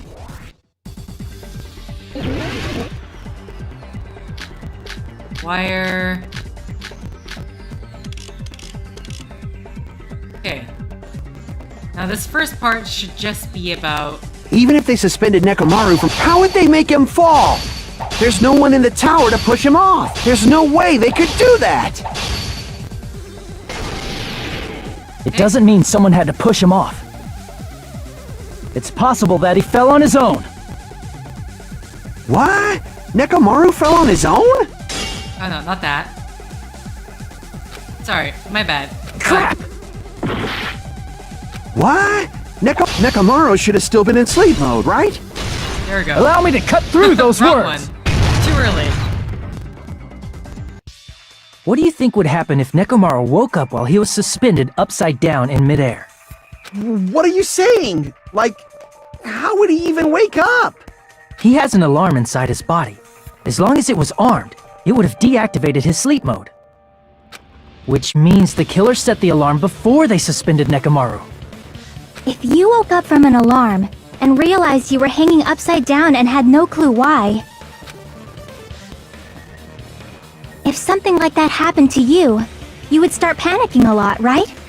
Instinctively, your body would start moving. Nekomaru probably did exactly that. And then, in order to make him fall from the force he was generating, the wire was hung on the tip of the doorknob so it would easily slip off. In actuality, the scrape marks caused by the wire were near the tip of the doorknob, right? Based on the image, no, but sure, we'll go with that. But Nekomaru didn't fall because the wire came off, right? He fell because the entire doorknob came off. When Nekomaru awoke, he must have struggled much more than expected, which caused the doorknob to break off. Was that unexpected for the killer too? Well, that's probably it. If they knew it'd leave behind evidence like that, they would have at least tried to do something to cover it up. Killer didn't expect the doorknob to come off. The reason that even happened was because... In that case, I shall use my full power! Whoa! With a fierce roar, Nekomaru put all his power to grab the doorknob with both hands. But... oh, he weakened it beforehand. Not yet. Here comes the incredible strength of 1 million horsepower! Wait, isn't it creaking? If you break off the doorknob, we'll be stuck in here. If that's really what it was, then that's the clue Nekomaru left for us to find. I see. So that's how Nekomaru fell to his death. I mean, it's not really the clue he intentionally left for us to find. I'm not sure if you can frame it that way, but sure. You finally understand now? Yeah. It appears it's just as Miss Sonia said. I'm just a pest. No, I'm not just a pest. I'm a total fucking pig. Isn't that right, Miss Sonia? If I'm a fucking pig, you can say so! Oh no. No, I believe you gave your all. Hey! Why aren't you teasing me anymore? This guy. He gets off on this! So thanks to that alarm, Nekomaru ended up falling while he was still hanging upside down. That doesn't mean he just crashed straight into the floor. Of course, you know that too, right? Hit the pillar. Doesn't mean Nekomaru crashed straight into the floor. The moment Nekomaru floored, the only thing I could think of was... I see! When Nekomaru fell to the floor, he ended up colliding with the pillar. Isn't that it? Finally, the pillar! So that's how the pillar shattered, and why oil was spilled all over the place. See, I told you the pillar was the weapon.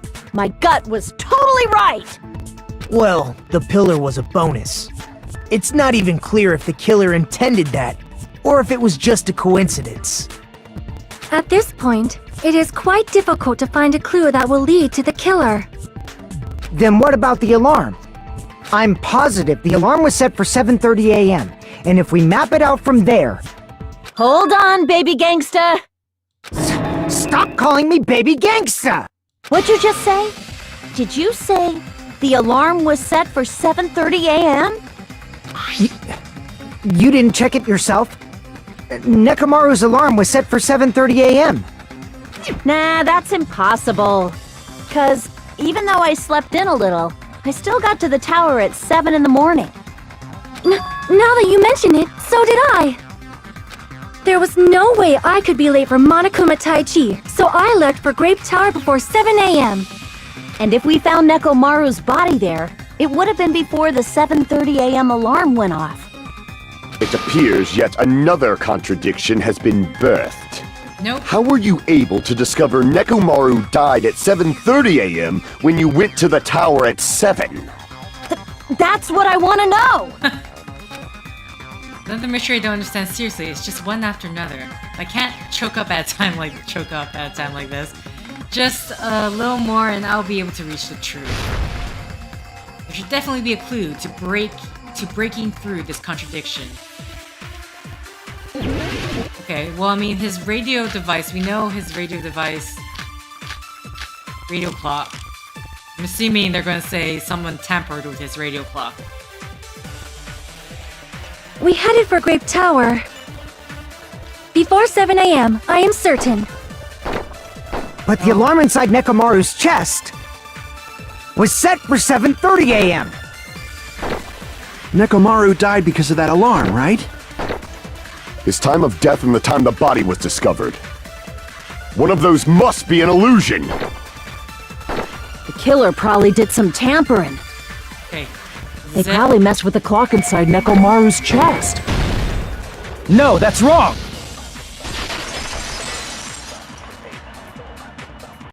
No, the clock inside his chest was a radio clock, so it would have been impossible to mess with. So you're saying there's no way the killer could have tampered with the clock? Maybe the clock Miss Sonia saw was the one that got tampered with. The clock inside Grape House? No, I checked all the clocks inside the funhouse. Oh, that's what I asked you to do. So you really listened to me and checked all the clocks. And because of that, I can confidently declare that all the clocks had the same time displayed. If there's no possibility that the time was tampered with, then we must doubt that human's testimony. Please believe me, we are not lying! Then maybe it's a misunderstanding? I never misunderstand! I'll crush you into dog food! This time-related contradiction. I don't think I should doubt the testimonies. I should doubt the clock. There's no mistake that something was done, but what was it? Perhaps we've overlooked something. Maybe we're misunderstanding something. I mean, in my head it's the clocks have been tampered with, but... Okay, is this... Please don't... Oh, thank God. I don't know. I just don't want to deal with Hangman's Gambit. We'll just see what questions they start asking. I'm actually kind of curious. Oh my God. Okay, here we go.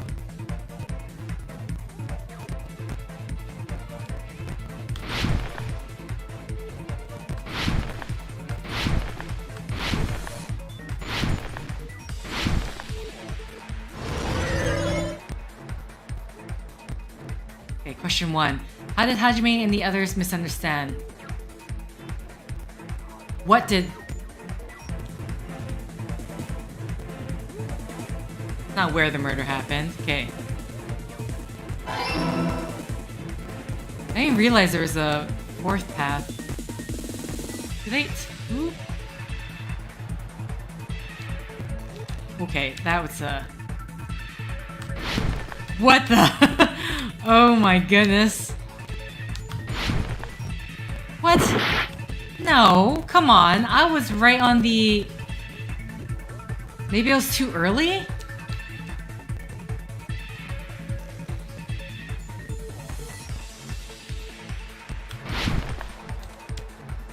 I'm not sure what happened there. Okay, maybe I just missed the edge by like a millimeter or something. Question 2. Which clock was tampered with? The building's clock.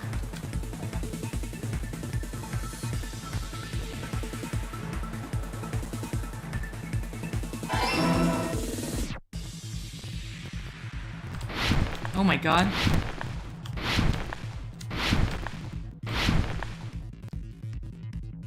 Oh, okay. Ooh, slow down. I'm not gonna make it. Okay. Well, they're utilizing the jump a lot more in this one. Question 3. Which house had the wrong time? Both houses. Ooh.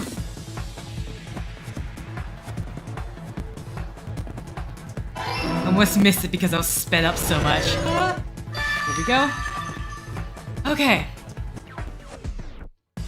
It's all coming together!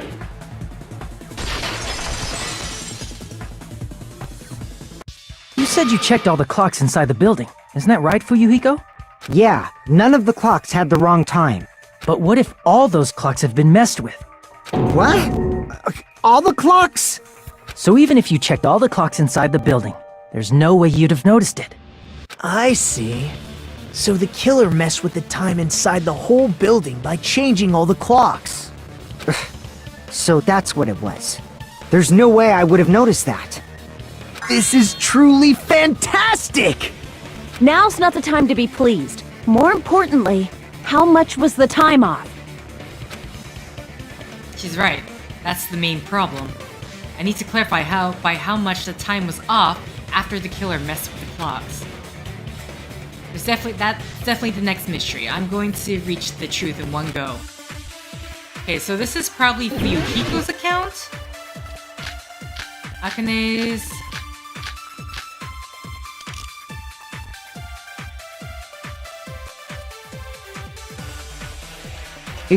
Okay, I just want to read because sometimes it's in the details of what it is. Apparently, Fuyuhiko saw Nekomaru walking towards first floor Strawberry House at 5 a.m. Okay. Then we can only rely on Nekomaru's radio clock. The time of death was clearly 7:30 a.m. The problem is, what time would 7:30 be? In our time. Are there any clues that can be used to narrow that down? If only I heard the sound when he fell. It would have been a great clue. Or his scream. He's not the type to let out a scream. If only Nekomaru's alarm was loud enough. We would have heard it too. Okay, so this might actually be Akane's? What's Akane's account?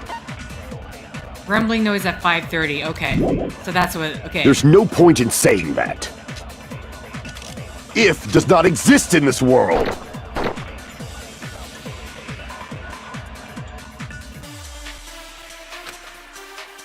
If the time in the building was all messed up, then we can only rely on Nekomaru's radio clock. The time of death was clearly 7:30 a.m. The problem is, what time would 7:30 be? In our time. Are there any clues that can be used to narrow that down? If only I heard the sound when he fell. I agree with that.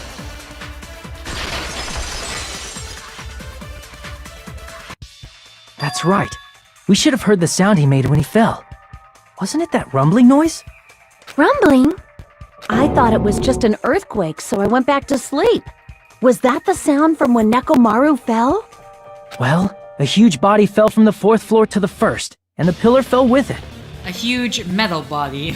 And the It's pillar. obvious we'd hear the impact sound. We heard that noise too. It was when we were gathered at the Strawberry House Lounge. What is it, Sonia? Oh, well. That sound everyone heard? I did not hear it at all. Nagito didn't hear it either. Huh? Both of them were at the far end. You probably didn't hear it because you were sleeping. I could not sleep at all. I was awake the whole night with hunger pangs. There's nothing to worry about. What's important is that rumbling noise anyway. If we use that rumbling sound as a reference, we might be able to figure out how much our time was off. I heard that sound probably around 5:30 in the morning. Huh? You can tell? I instantly woke up and left my room. And that's when I saw the clock in the lounge. Excellent work, Akane! The rumbling sound we heard it was at 5:30. I see! Nekomaru's alarm went off at 7:30, and if we heard the sound of his impact at 5:30, that means our time was off by 2 hours. 2 hours? That much? We were starving pretty badly. There's no way we would have noticed. Plus, the funhouse has no windows. And there weren't any Monokuma announcements either. However, for what reason did the killer alter our perception of time? The reason is obvious. So they can lure out just Nekomaru. Lure out only Nekomaru? If you messed with the clocks and used a specific thing, you definitely get Nekomaru to the tower alone, right? From there, the killer's plan was a splendid success. That's all it means. Besides messing with the time, the killer also used a specific thing. I see! That's it! The killer made use of the Monokuma Tai Chi activity in the morning. How did they use it? We were required to go to Grape Tower every morning at 7 a.m. for that activity, right? But if they mess with all the clocks inside the building, what would that do to us? We wouldn't be able to attend on time, but that wouldn't affect Nekomaru. His radio clock had the exact time. That's right. In doing so, the killer was able to lure him to the tower by himself at the precise time. You know, the only problem I could see with this possible solution is like, why would they, like, the chances of Nekomaru talking to someone saying, hey, how come you guys aren't heading to Monokuma Tai Chi? But Then, when I witnessed Nekomaru early in the morning... If I recall, you witnessed Nekomaru around 5 a.m. And if that time was also 2 hours off, it should have been 7 a.m. Yeah, that's pretty much it. At that time, he was heading over to Monokuma Tai Chi, right on schedule. I see. Now that I think about it, I realize what Monokuma meant when he said those words. Too early! He didn't even ask you yet! Jeez, how was outrageous. I honestly didn't expect everyone to ditch Monokuma Tai Chi. But it turned out like this after all, so I guess it can't be helped. When you said everyone, you were including us, right? We thought we came to the tower on time, but in truth, it was way past the meeting time. Ah, jeez! That's, well, how should I put it? What was it? You know, tripping over a foot, or something like that. Are you talking about tripping over someone else's fault? no, that's not it. Wrong! Too bad! Liar! I'm right! That's not it! It's incorrect! That's definitely the correct answer. You always get so stubborn like this. Let's just ignore the peanut gallery. Now that we've found out how the killer lured Nekomaru, the number of suspects has drastically decreased. Yes, same, huh? Hey, why would that decrease the number of suspects? Don't be a friggin' liar! You'll know I'm not lying when you listen to what Fuyuhiko's going to say next. Huh? What the hell do you mean? You witnessed Nekomaru going toward the tower. Did something else happen after that? Your alarm clock ringing? Are you talking about that alarm? Alarm? A little while after I witnessed Nekomaru, the clock in the Strawberry House lounge started going off. Plus, it was just before that rumbling sound occurred. That's it. So that's what it is. If Nekomaru died when the rumble happened, then whoever doesn't have an alibi at the time is the prime suspect. Okay, so that majority, basically all of Strawberry House. So it is one of the girls. Really?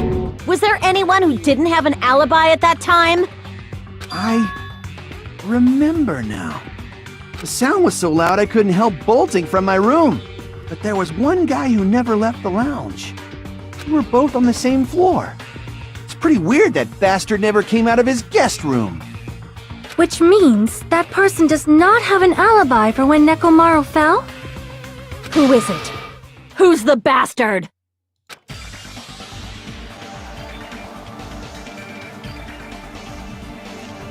Whoever doesn't have an alibi for that time, right? Hold on, what? I thought everyone was there besides Nagito.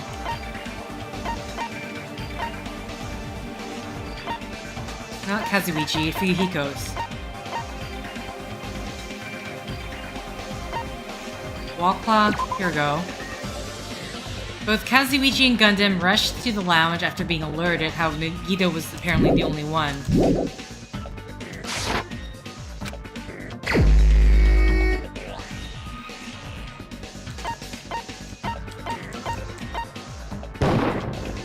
You're the only one! The one who wasn't there. It's you, right, Nagito? That's right! Nagito wasn't there! But there's no way. I mean, what's the point of going through the funhouse twice? It was just me, Gundam, and Fuyuhiko. And there's also the fact that Sonya also didn't hear the alarm, didn't hear the rumble, so... You didn't come out, even though the alarm was going off like crazy. That's the question. You weren't in your room, were you? If that's the case, where were you? Please, say something! If you don't hurry up and answer, I'm gonna suicide dive you! If I may be frank, even if I wanted to go to the lounge, I couldn't. You couldn't? What do you mean? It's merely the foolish talk of the weak. Not only did I not hear the alarm, I never even heard that rumbling sound. Couldn't... You're definitely fucking lying! However, that is also true for me. It is obvious that I did not hear the alarm in Strawberry House. But I did not hear the rumbling sound either. Is that not strange? I mean, everyone else heard it. Did Chiaki hear it? Where's Chiaki? To be honest, it's not just them. Okay. The same goes for me too. So everyone who is in the I guess the rooms are soundproof. I was in a pretty deep sleep, so I thought that's why I couldn't hear it, but it wasn't that. I probably couldn't hear it at all. Couldn't hear it? What does that mean? You still don't know. Think about what the three of us who didn't hear a sound have in common, and I'm sure you'll figure it out. The deluxe room. The only people who didn't hear the rumbling noise were Nagito, Sonya, and Chiaki. The secret is what these three have in common. Oh. Do I remember how... Is it called the deluxe room?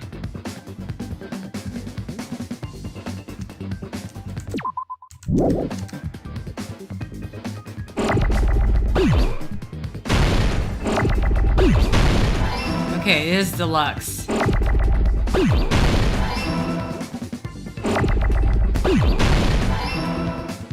Me a U. Oh, here. Okay, that's such BS.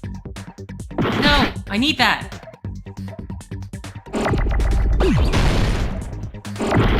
Oh my god.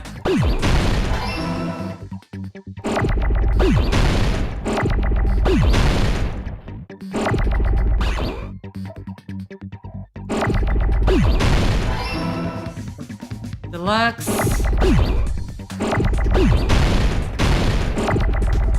No! That's not what I meant to do. Oh my god. Ah. Rooms. Oh, okay. So it's gonna be a...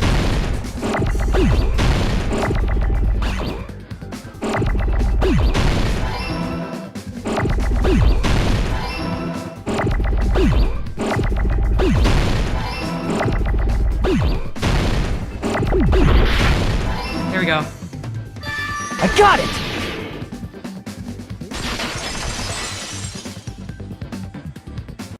Nagito, Sonya, and Chiaki, the three of you were staying in deluxe rooms, right? If I recall, the deluxe rooms are... The guest rooms are divided up by quality grade. Deluxe room is soundproof and has excellent air insulation. I totally forgot about the soundproof part. I just remember the excellent air insulation part.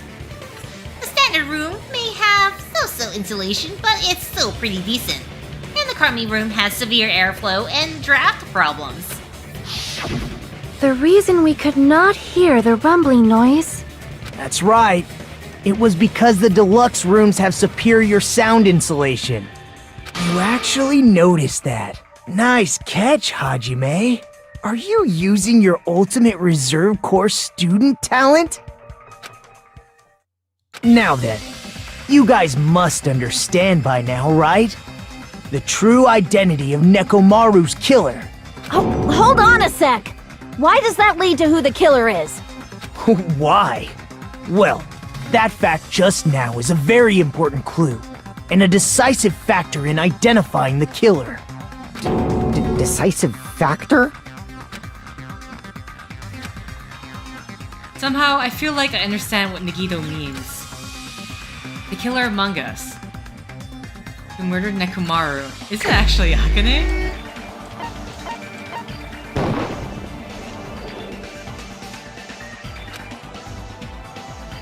Crap! Okay, so it wasn't. So, it's not any of the guys. Sonya, Chiaki... Wait, it only points to him then. That's right, it was me. Crap! Wait, huh? That's not possible. Now's not the time for me to fool around. I'm confused.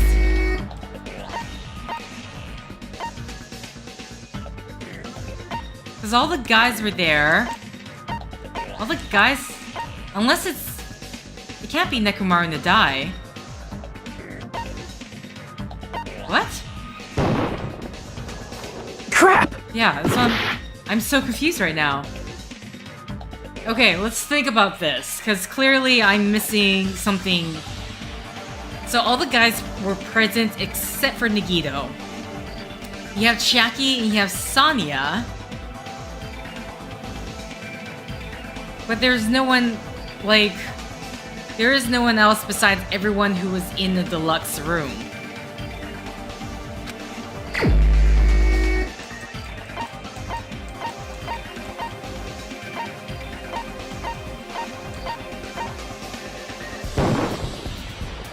Crap! I don't... Yeah, who's it supposed to be?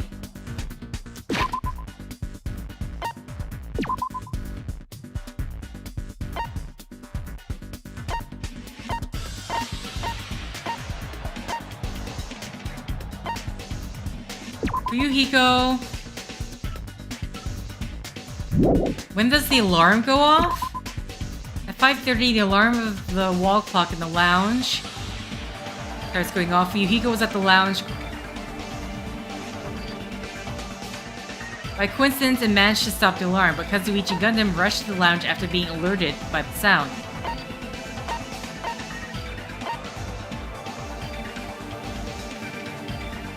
Who's staying where? Is it Kazuichi?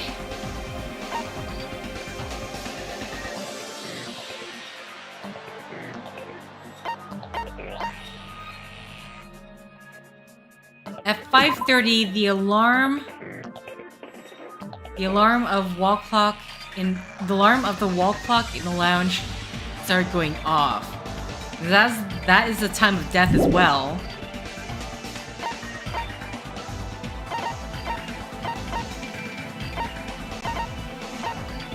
I'm confused.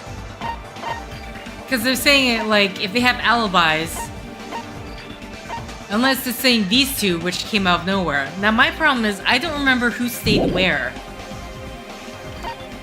Who was in which room? Because the only... How long was Fuyuhiko sitting in that lounge for? Bone on the back, oil on the floor, tipped over pillar, new looking hammer. The chain was wrapped around. Akane heard the rumbling. Pillar fragments. And how long was he sitting in that lounge though? That's the one thing I don't quite understand right now.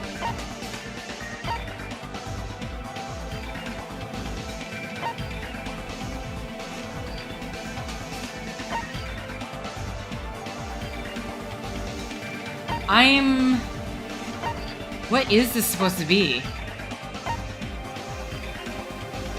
Because either the alibi is a lie, it's a trick to make you think they have an alibi.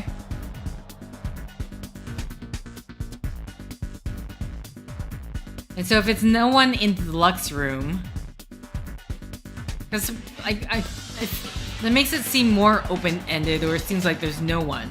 So I already know, just because, like, is it Akane? but it's not her. I tried to choose myself and it was not it. So the question is it Kazuichi? Is it Gundam? But then there's nothing to me. There's nothing that really points to someone, at least to me. Kazuichi would have the most know-how into disassembling things.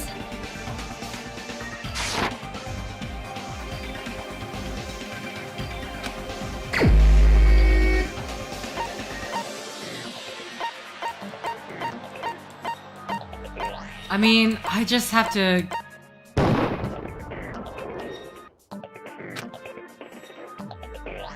Okay, I was sleeping in my room and bolted out of my room after hearing the alarm. Okay.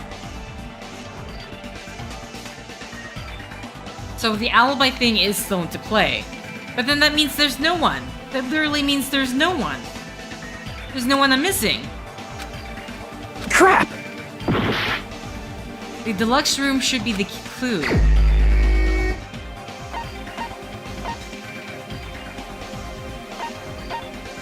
I've literally chosen everyone but her.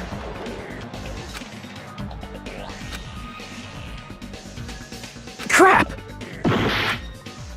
Is it still? But then Nagito doesn't make sense either.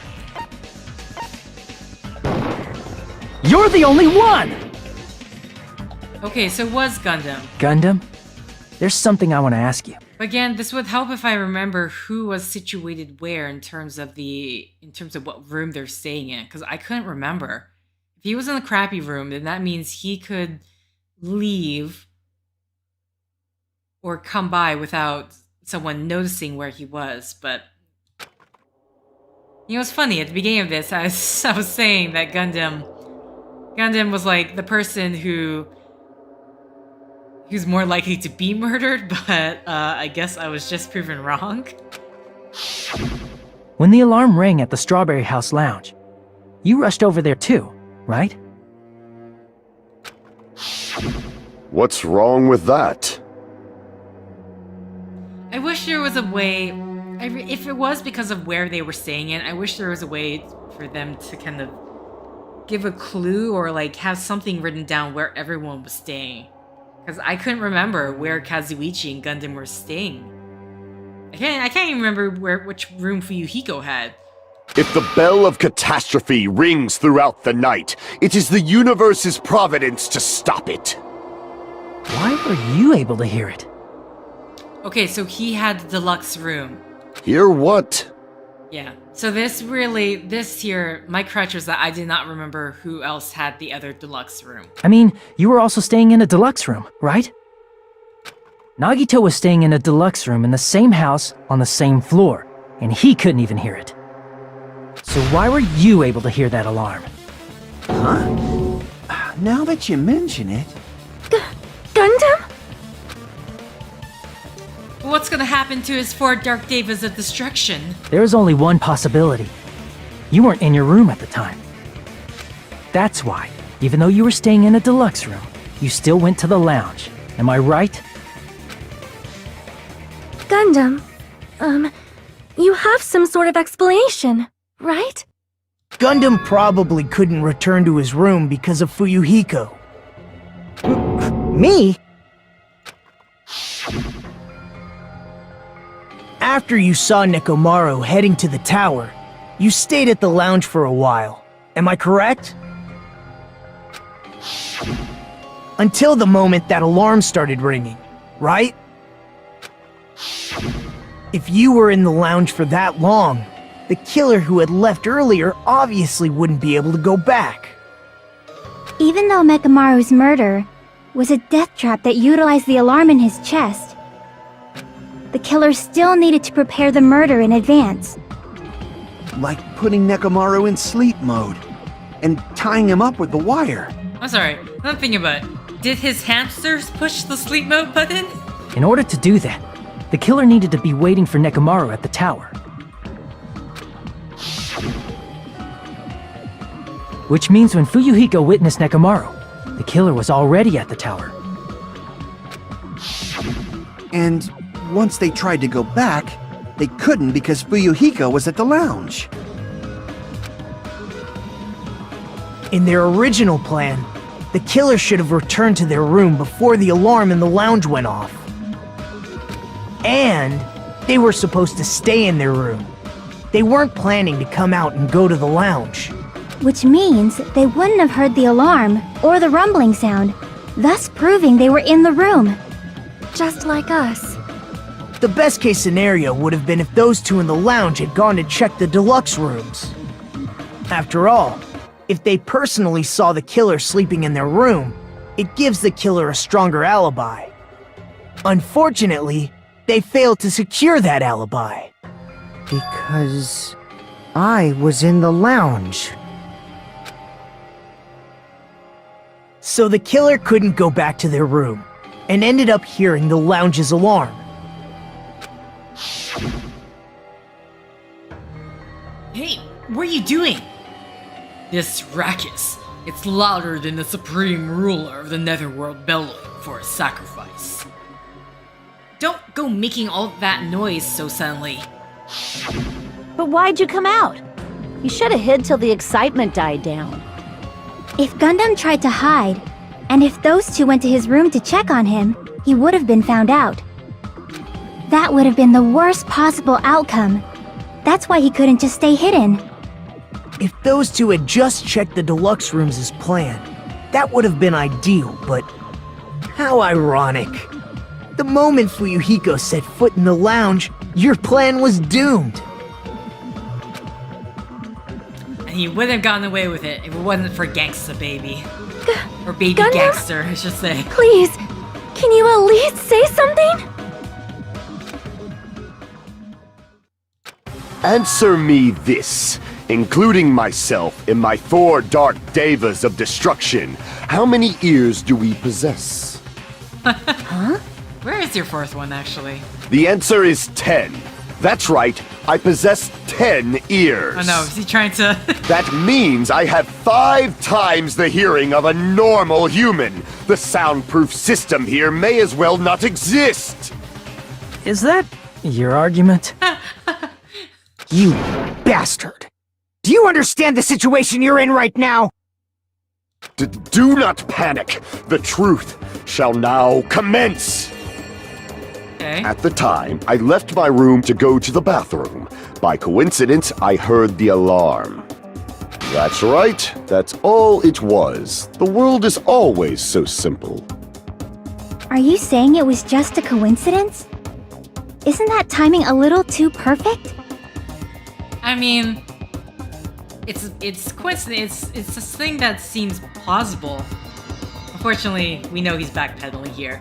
He sounds a bit nervous. His speech is a bit different than usual. And yet, I'm being suspected by all of you. It seems it was actually horrible timing on my part. I see. You're still holding out. Well, you don't have to admit it. We're going to decide who the killer is with the majority vote anyway. So, why don't we just go ahead and start voting? It's obvious that Gundam is the killer. Hold on a sec. You know, Hajime, this class trial, this killing, it's merely the opening act, you know. Hey! What do you mean the class trial is just the opening act? Perhaps I should say, it's just a farce.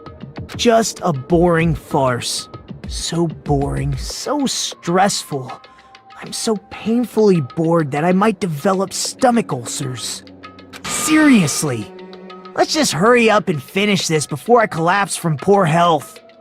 Nagito, something definitely happened to you, didn't it? At some point during the investigation, your behavior became even weirder. What actually happened? Did you discover something? Well, let's just leave that fun for later. And finish this opening act already. Ah! You said opening act again! Please hold on! We have yet to hear Gundam's rebuttal! But he's completely shut up. Perhaps he can't argue anymore. Gundam! Find him! I was simply at a loss for words after being dumbfounded by your pathetic assumption. In fact, I shall deny the very basis. Your assumption has been wrong since the beginning. Since the beginning? Based on your assumption, I hung Nekomaru from the 4th floor of the tower and made the floor descend to the 1st floor. From there, after returning to Strawberry House, I was present when the alarm at the lounge went off, correct? Although going to and fro is busy enough as it is, how would I be able to travel between both houses anyway? I see. The contact elevator was broken. As I recall, the killer tampered with the Grape House control panel, which shut down the elevator. Okay, but Nagito. Plus, the stopped elevator should have been facing the Grape House side. If so, the human who used the elevator would have left it at Grape House. For these reasons, it's an indisputable fact that the killer destroyed the elevator at Grape House. And what's wrong with that? If the elevator was broken at Grape House, you wouldn't be able to return to Strawberry House. However, I was already at Strawberry House. I was present when the alarm in the lounge started ringing. Which means your assumption is clearly wrong. Are you serious? And here I thought it's already been decided. Have you learned your lesson, pitiful humans? You cannot overcome this contradiction. Oh, there's his 4th hamster. Sorry, I should be focusing on the right thing. Priorities. When something is obviously wrong, that's when the contradiction is born. There's no such thing as a contradiction that can't be overcome. Okay, so this would be...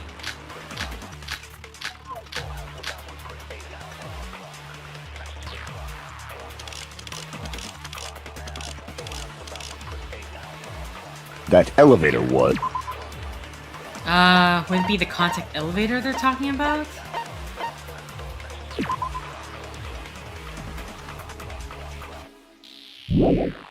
Okay. Nothing so far but Nagito's sudden appearance. The only means of travel between the two houses. As long as that elevator was broken, your assumption collapses! I'm trying to... Plus, the elevator was broken at Grape House. If the killer cannot return to Strawberry House... Since I was at Strawberry House at that time, there's no question that the following crime is impossible. It would have been different if they had an accomplice. Or if there was a secret passageway. Not really. How much longer do you plan to lecture me? Okay. Why don't we stop this already? I need to... It's Akane's secret passageway with the whatever else he said. I have to make sure that it's a That contradiction elevator fact I'm was trying to do. the only means of travel between the two houses. Okay. So it's not As long as that elevator was broken, your assumption collapses. Plus, the elevator was broken at Grape House. If the killer cannot return to Strawberry House... Since I was at Strawberry House at that time, there's no question that the following crime is impossible. Okay, It would have been different if they had an accomplice. Or if there was a secret passageway. How much longer do you plan to lecture me? Why don't we stop this already? Okay. We should have it now. That elevator was the only means of travel between the... Here we go. No, that's wrong! Oh my god. No, there should have been another way to move between the two houses without the elevator. Well, at least this time I remembered about acquiring truth bullets in statements. Such a method does not exist! Then why don't we ask the person who actually used that method? Nagito? Oh, why? I hope he's this way. Okay, good. You're the only one! He is right across from me. Nagito, you should know. Huh? What are you talking about? Oh, don't act like that. Don't play dumb. Yes. You appeared so suddenly that one time because you used that method, right? Nagito, why are you here? Because I showed up. There's a secret passage connecting the first floor of Strawberry House to the third floor of Grape House. Isn't that right? Jeez. Once again, I let the reserve course show off. But you're right. There's a door on the floor of the Octagon, which is on the first floor of Strawberry House. After I opened the door and went down... Surprise, surprise! I ended up in the Monokuma archive, which is on the third floor of Grape House. Meaning, the third floor and the fourth floor are actually connected. Plus, once you've cleared the final dead room once, you can pass through it as many times as you want.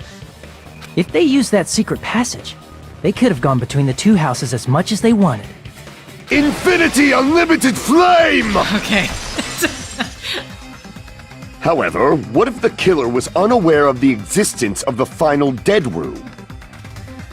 I'm sorry, how? There's no way they didn't know. Yes. That is merely an illusion you have fabricated from your own suspicion. If you value your life, you should stop with your scrutiny. There's no way I can stop. What did you say? Don't make me angry! You wouldn't like me when I'm angry! Okay. And where was the thing I'm going for? Wire, goodnight button, tipped. This literally could be... What? Okay, I do not know which one I should be going for here. Unless, I don't know, am I getting a truth bullet from this? Even if the turbid box doesn't exist, you could travel through multiple planes, provided you use a spacious wormhole. However, how frail I say! Your decayed illusion. God, this is like... Shall I feed you to the progeny Okay, of vile you can't go to the deities? side. I was wondering what was going on. This is really hard to hit. So I have to like, because before I was just clicking W, S, A, D, any one of those, but I need to now go sideways. Or diagonally, Even I should if say. the turbid box doesn't exist, you could travel through multiple planes, provided you use a spacious wormhole. However, how frail I say! Your decayed illusion. Shall I feed you to the progeny of vile deities? Oh my god, this is too much to keep track of. I can't back down! Okay. I always fail that. Even if the turbid box doesn't exist, you could travel through multiple planes, provided you use a spacious wormhole. However, how frail I say! Your decayed what? illusion. Sometimes I'm trying Shall to I hit them. feed you to the progeny of vile deities? I can't back down! Okay, I'm just gonna start clicking now. I always fail that. I can't click it fast enough. Even if the turbid box doesn't exist, you could travel through multiple planes, provided you use a spacious wormhole. However, how frail I say! Your decayed illusion.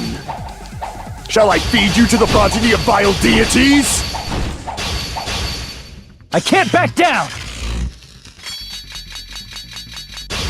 Okay, it worked that time. I have to use my left hand. I already proved a secret passage exists.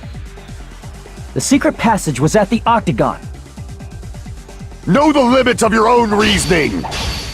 You say the killer went to the Octagon? Don't bark, you cur! If you don't want to drown in the maelstrom of blind confusion, at least pray to the key which dwells in the light!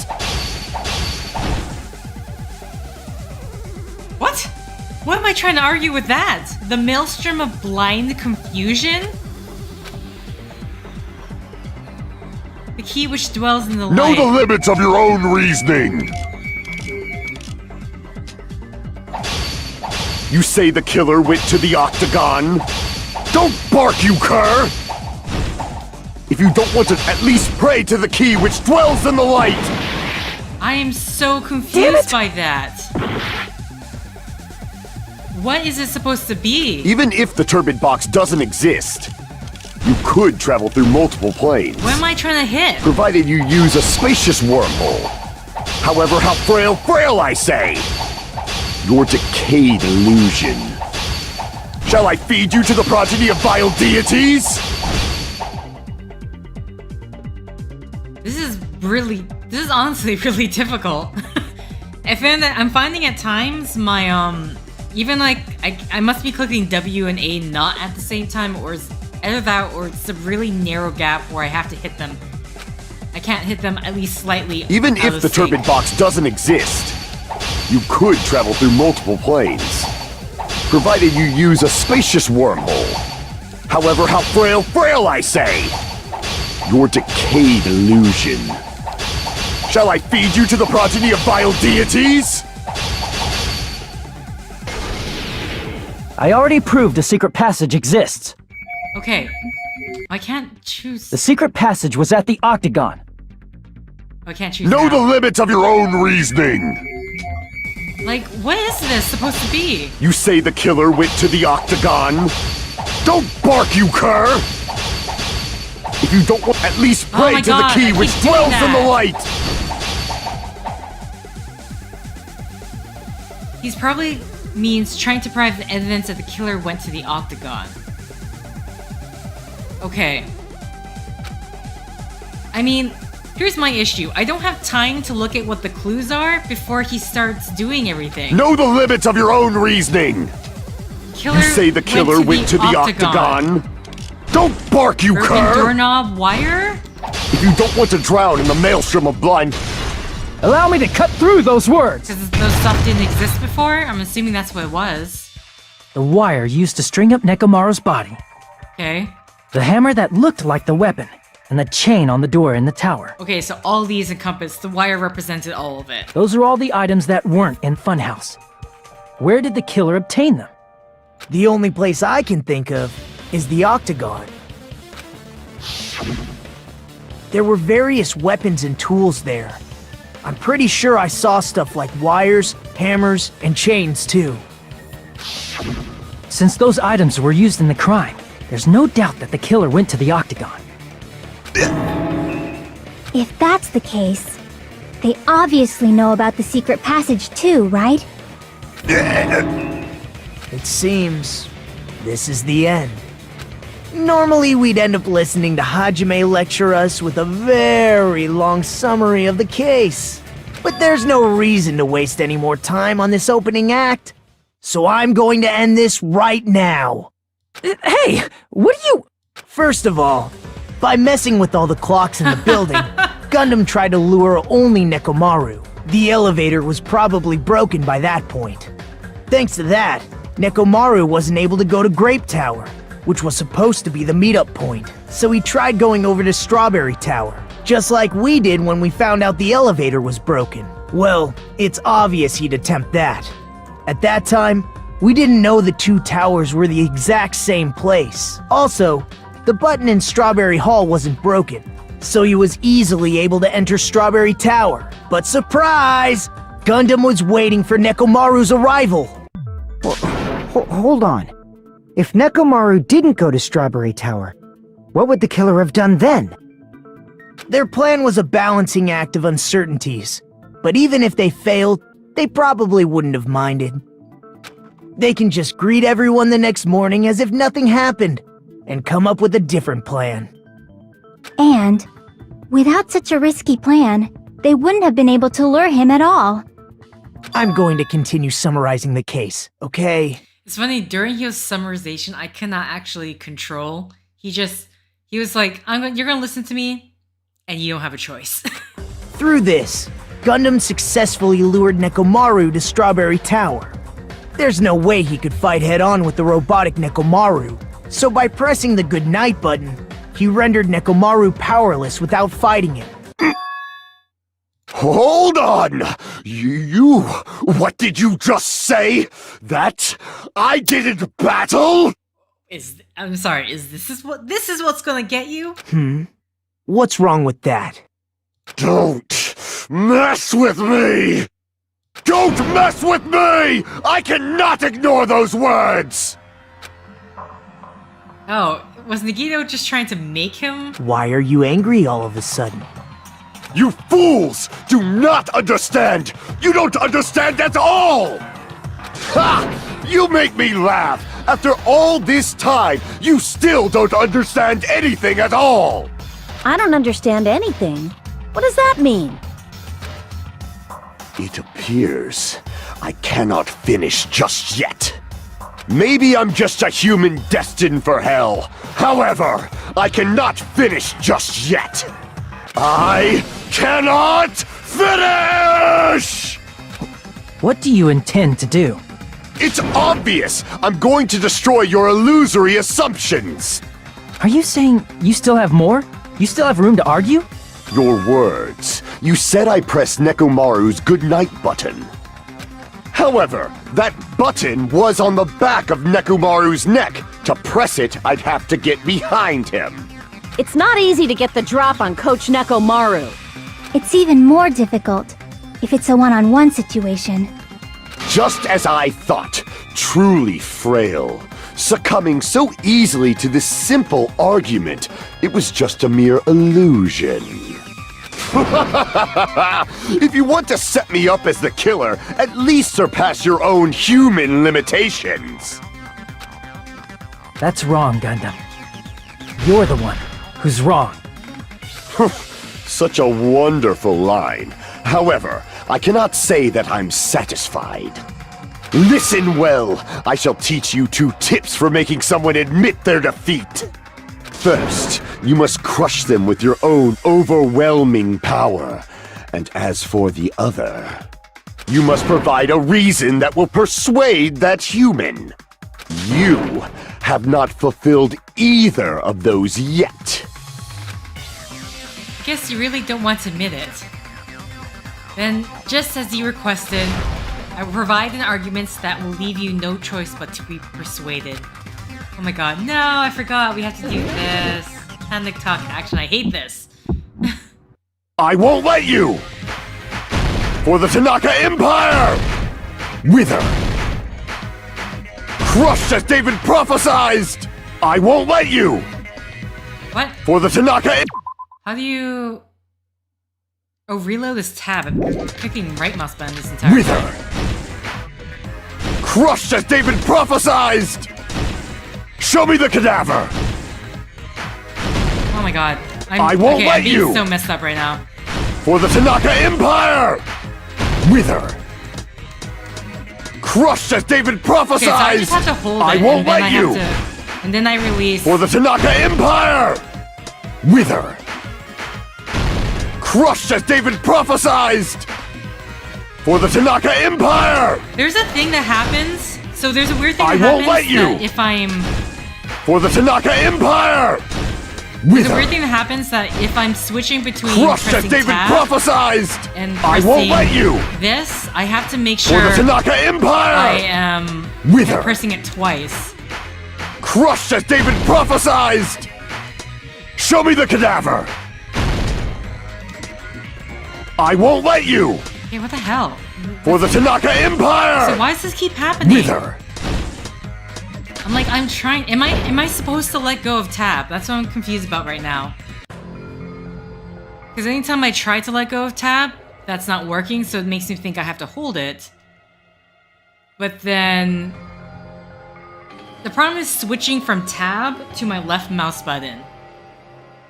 Because I find I usually have to end up pressing twice to kind of like, oh, okay, now we're going to shoot now.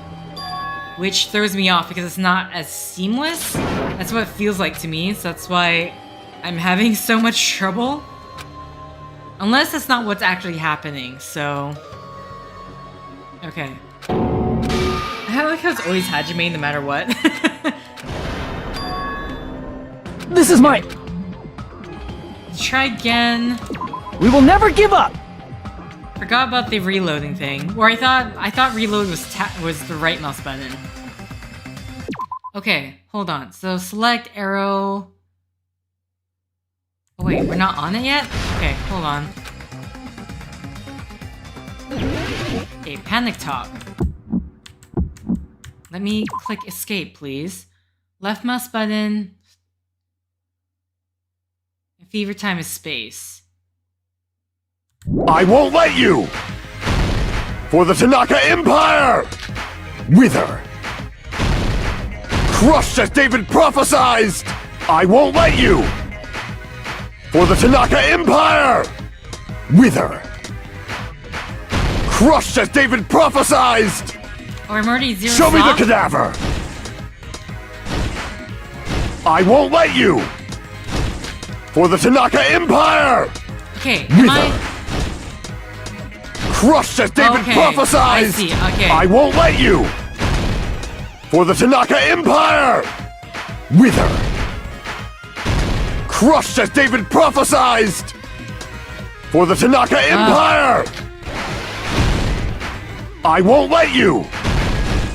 For the Tanaka Empire! Wither! Crushed as David prophesied! I can't. I won't let you! For the Tanaka Empire! Wither! Crushed as David prophesied! What the hell? Show me the cadaver! I won't let you! For the Tanaka Empire! Wither! Crushed as David prophesied! It's Nekomaru's back! Do you really think I can get behind him? This is the end!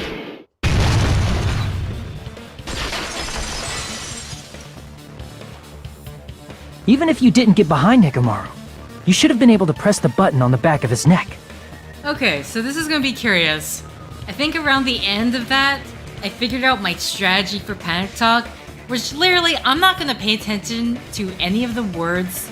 So I figured out what I was doing wrong with the reload. I have to hold reload. It's going to show which ones I'm going to get. Once I release the tab on the right mark, then it'll reload. So that's what the thing I was missing out on. But I think next time, if there is a next time, I think there's only one more next time with Panic Talk. I just need to go like every 2 strikes, reload 2, 2 strikes, reload 2, or something like that. That might be my best method without really paying attention to whatever he's doing, because it's too much information. It seems like I just can't handle it. My brain just trying to process too much, and I end up getting confused. As long as you have the power of the hamsters you keep with you! That sounds so ridiculous. Oh? Are you seriously saying he used his hamsters to press the button on the back of Nekomaru's neck? Of course that'd be impossible for a normal hamster, but it would have been possible for Gundams. In fact, we saw that with our very own eyes, right? Emissary of evil, in accordance with our ancient contract, the time has come to lend me your aid. Pierce through Supernova Silver Fox Sandy.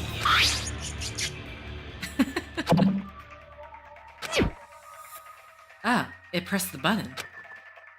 Truly, this is the skyline lamentation art of the demon mouse. Soon the door of destiny shall open. Now that you mention it, after Ibuki was killed in the music venue, one of Gundam's hamsters retrieved the piece of wallpaper from the baton lighting, right? Hey, with your friends and their exceptionally smart brains, it must have been possible to secretly get one of them behind Mekamaru and press the button on the back of his neck. How about it, Gundam?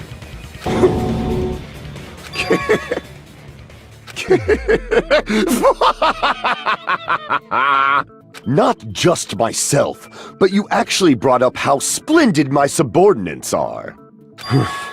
I have no recourse but to admit it.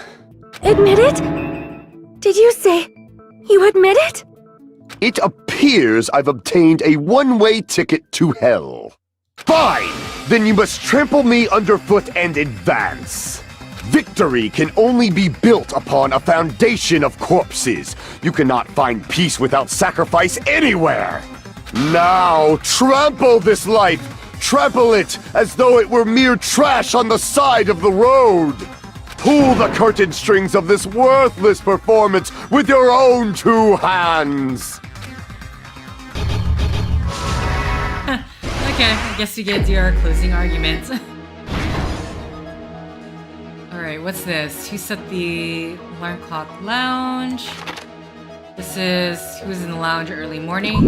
Oh, sorry. This is timed Mars weakness. That's not shown.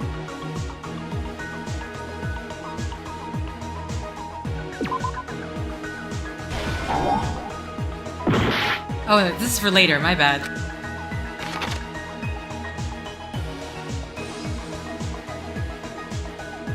What did the killer destroy after leaving the tower? Oh. No, come on. Fake weapon. Who gathered at their lounge? Waterfall, okay.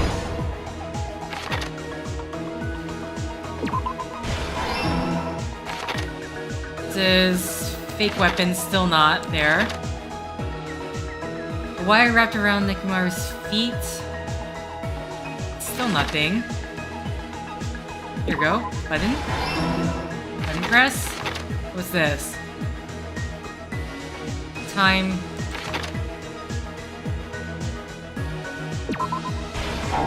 Is that on it? Or that's Nekomaru's clock. I woke up at...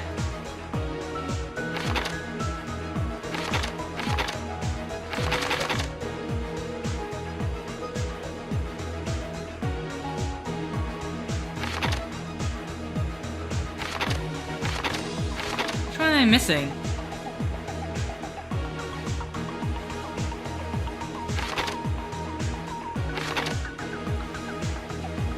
Fake weapon.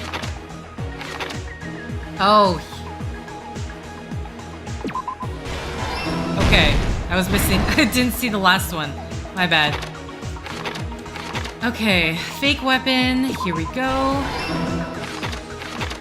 This one, the wire wrapped around. But then we already have the visual there. That's weird. We defused Hiko C.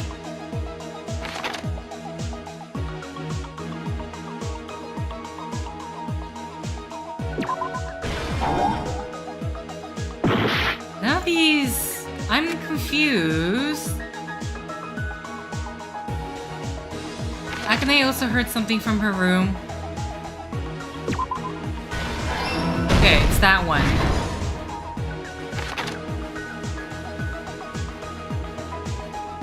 Hamster murder.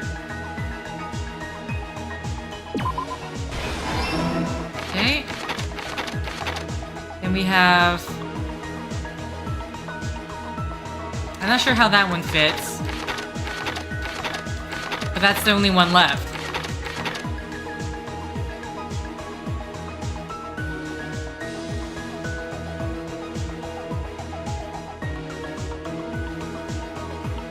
I'm so thrown off right now. Which one am I missing?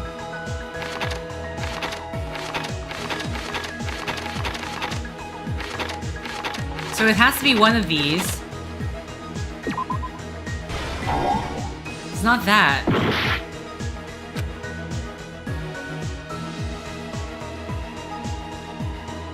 Oh.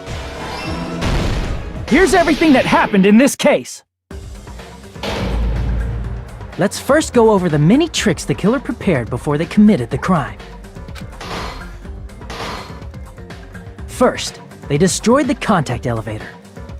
This separated Nagito and the others in Strawberry House from our group in Grape House. Next, they lured Nekomaru out by himself by turning back all the clocks in the funhouse by 2 hours. Additionally, in order to secure an alibi, the killer went to the Strawberry House lounge and set the wall clock's alarm to 5:30 a.m. My bad, sorry, didn't mean to press it that quickly, but it happened. After finishing their preparations, the killer went to Strawberry Tower with the necessary tools in hand. They obtained these tools from the Octagon, which you can enter once you clear the final dead room. This means the killer discovered the secret of the funhouse faster than anybody else. That secret being, Strawberry House and Grape House are actually the same building. On the morning of the incident, Nekomaru woke up and headed over to Grape Tower for a specific God. Keep clicking by accident. There, Fuyuhiko, who was at the lounge by coincidence, witnessed Nekomaru. According to Fuyuhiko's testimony, that was around 5 a.m., but by that point, the killer had already messed with our perception of time. In actuality, Fuyuhiko witnessed Nekomaru at 7 a.m. That's also the same time Monokuma Tai Chi begins. Nekomaru went to Grape Tower to participate in that. However, because the contact elevator was broken, Nekomaru was unable to go to Grape Tower. So he decided to try going to Strawberry Tower.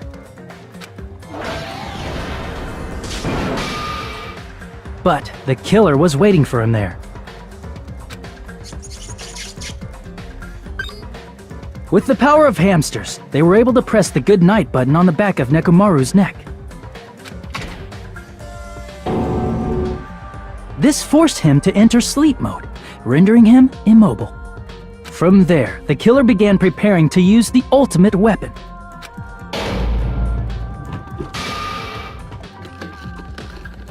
First, they set the alarm in Nekomaru's chest to 7:30 a.m. so he'd wake up.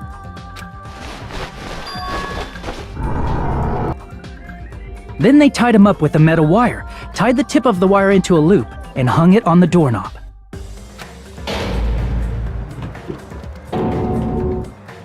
After leaving Strawberry Tower, the killer then destroyed the door button to Strawberry Hall.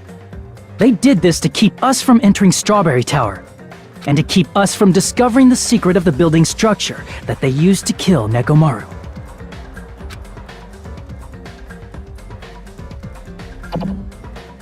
Then, they used the secret octagon passageway to travel to Grape House. After arriving at Grape Hall, they pressed the button to open the door to the tower. When that happened, the elevator-like floor of the tower began descending. And Nekomaru's body was still inside, dangling upside down in midair from the wire. The killer entered Grape Tower to see if their setup was successful.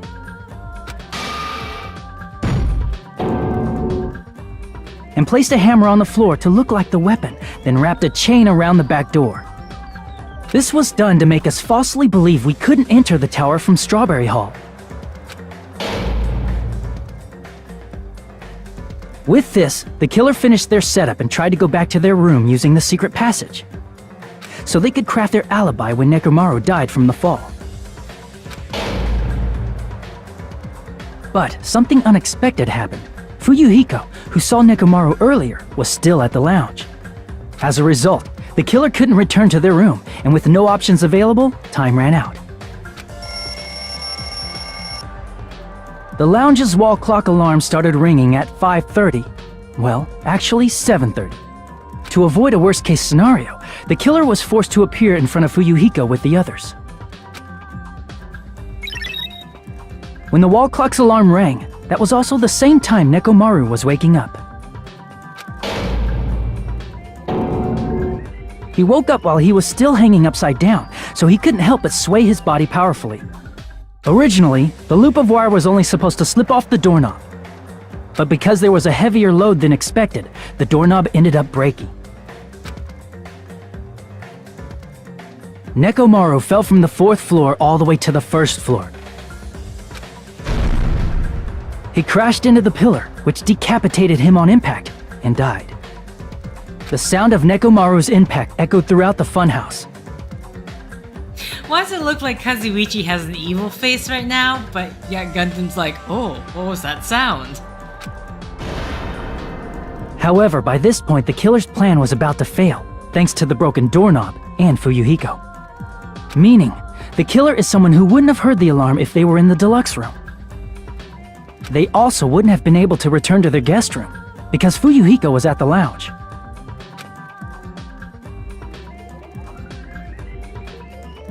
That someone is Gundam Tanaka. I can't think of anyone else but you.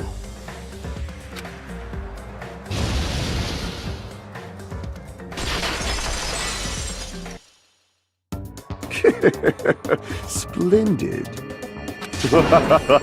That was splendid! For a mere human, you did quite well. Stop. Stop it already. Stop using weird words to avoid the truth. Or I'll friggin' kill you myself! I cannot believe it. I just cannot believe. You killed Nekomaru? I cannot believe something like that! You don't wish to forgive me? Do you feel regret? Then finish it! Cast your impure votes for Gundam Tanaka! My beloved, deadly foes, let the voting time begin! Okay.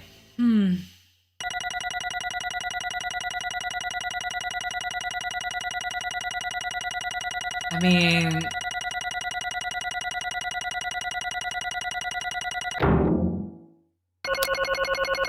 Okay. Honestly, I feel like I did way better than I originally thought. I wasn't going into this one with a lot of good hopes just because I wasn't... I really had no clue what to expect. Of course, the bullet time thing. Or is this the bullet time thing, or is this the... I mean, it did make a lot of mistakes on the closing argument part. I mean, I don't know how these are broken down anyway, so... Yeah, we have 109 coins obtained, so my coin countage should be 300, because I couldn't do it this time. And look! No one who I wanted to talk to, I already 100% Gundam, so it's okay. But everyone else is free game. Which is great for me. This result isn't all that exciting. What? Now then, please pull the lever in front of you and cast your vote. Who will be chosen as the blackened? Will you make the right choice or the dreadfully wrong one? Please pull the lever! What? Crap! I bit my tongue at the most important part! Good job, Monokuma.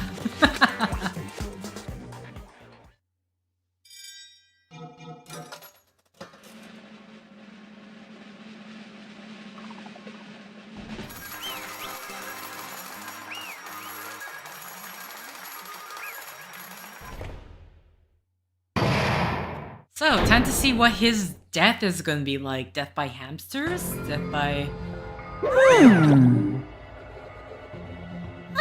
It'd be bad if I bit my tongue again, so I'll speak slowly. Judging from the results... Yahoo! You guys are correct once again. Getting 4 in a row without any mistakes is a splendid achievement. That's right. The one who killed the robotic Nekomaru is in the amazing funhouse. Was Gundam Tanaka. Nice! Yay! I said all that without biting my tongue. Now then. Now that we decide who the killer is, let's do the execution already and get this over with. Hold on. It's true the class trial is finished, but that doesn't mean the incident is over. We can't finish yet until we hear it from Gundam. Jeez.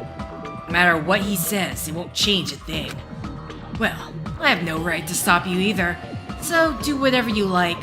Fall, my tears. Why? Do you want to talk to one who has lost? The loser merely leaves. It would just be unnecessary for me to say something. Listen well! Is what I would like to say, but for honor's sake, I shall correct one thing. Correct? How pitiful. You guys said I made Nekomaru powerless without fighting him. That, however, is a great mistake. Huh? Fine. Nekomaru did fight. That is no mistake.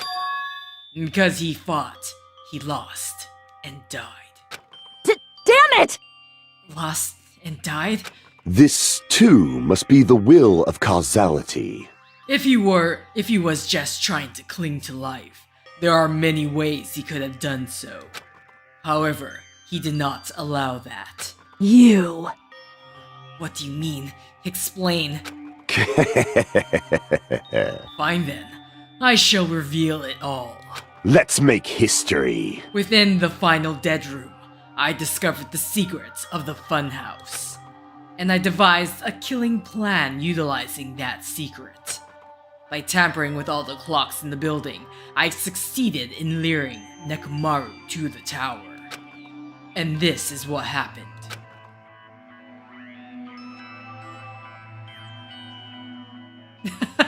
Is he? Okay.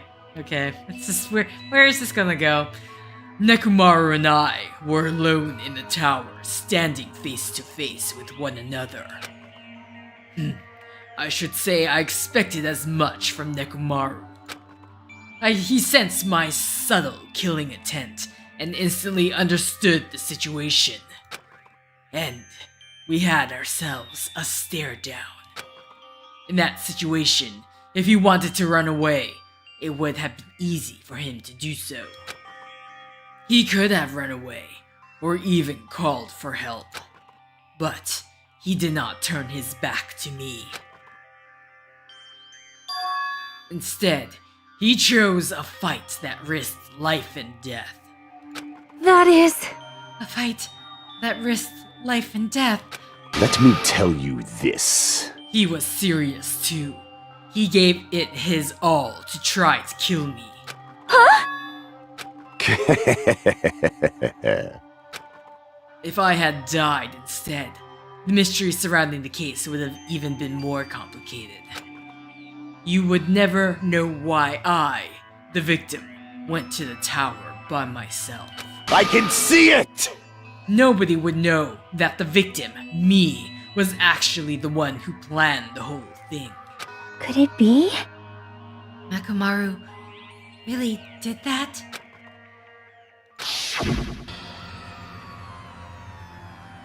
Sensing even my subtle killing intent, as expected of you, Nekomaru.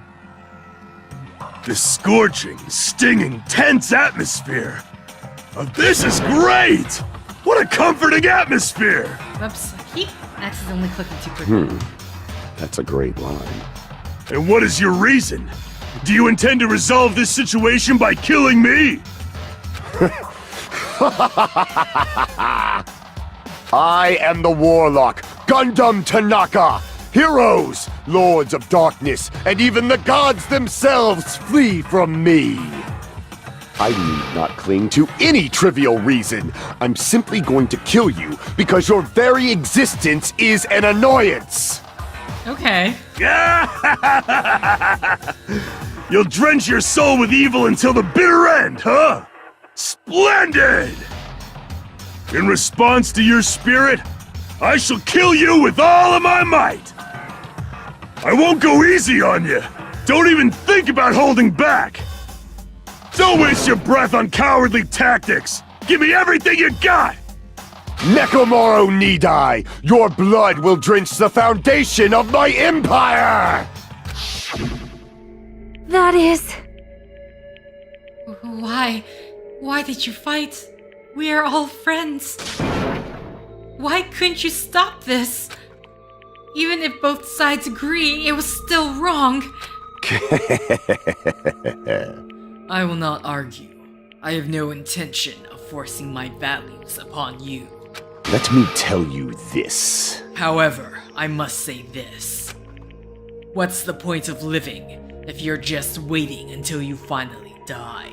You weakling! There's nothing courageous about that. That is abandonment, a mere feeling of resignation.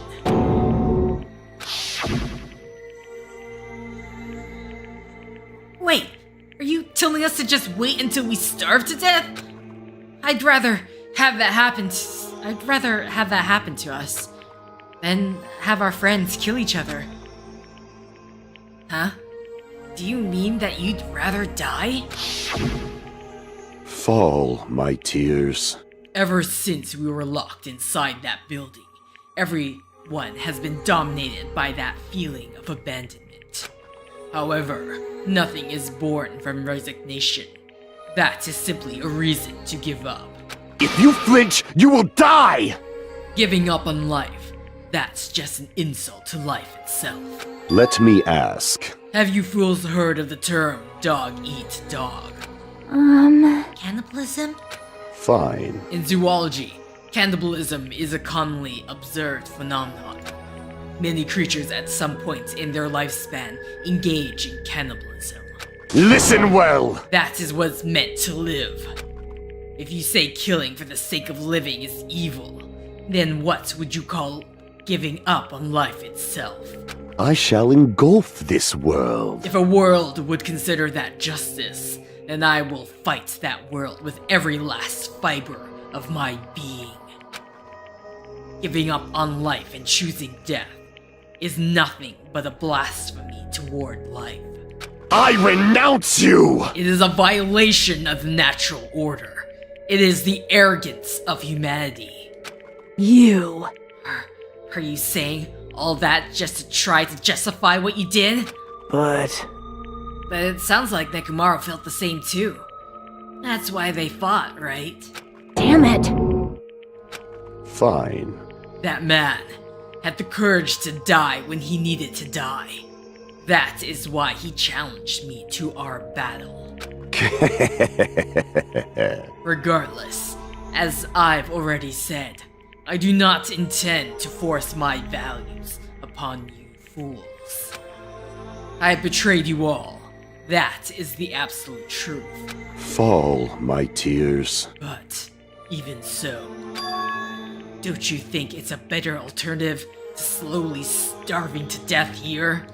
Oh, That belief is why you committed your crime. you... Hey, what about the final dead room? Did you do the Russian roulette too? Let's make history.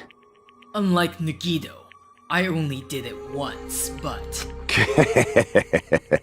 compared to my battle with Nekomaru, that was mere child's play. Well, You know, after listening to you talk for a while, I'm starting to think that, well, it's also because you unexpectedly admitted your crime without much resistance. Gundam, don't tell me you didn't sacrifice yourself for our sake, did you? I can't believe you would ask such a foolish question. My name is Gundam Tanaka! Just who do you think I am? I am Gundam Tanaka, history's greatest monster. My cursed existence is feared by all mankind. There's no way I'd sacrifice myself for the sake of you fools.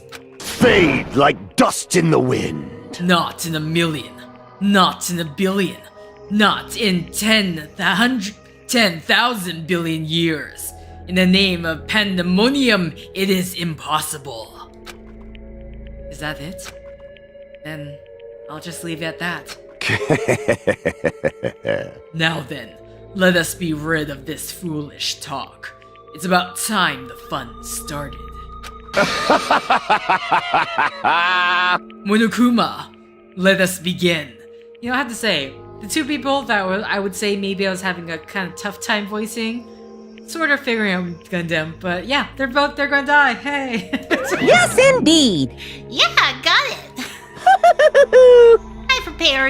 I have prepared a special punishment for the ultimate breeder, Gundam Tanaka. Please wait!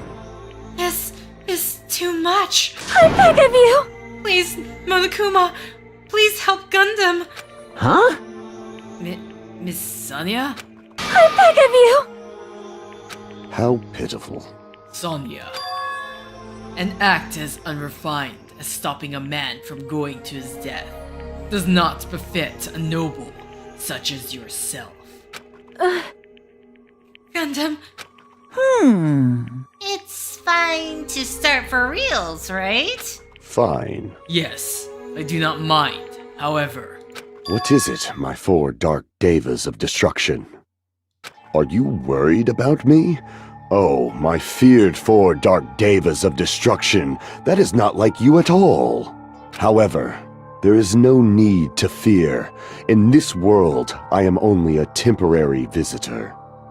I was simply visiting for a moment, and now that my duty is complete, I must return to the darkness. That is why, until the very end. Pride, conceit, courage, insolence, fearful of nothing, daunted by nothing. Let us laugh uproariously!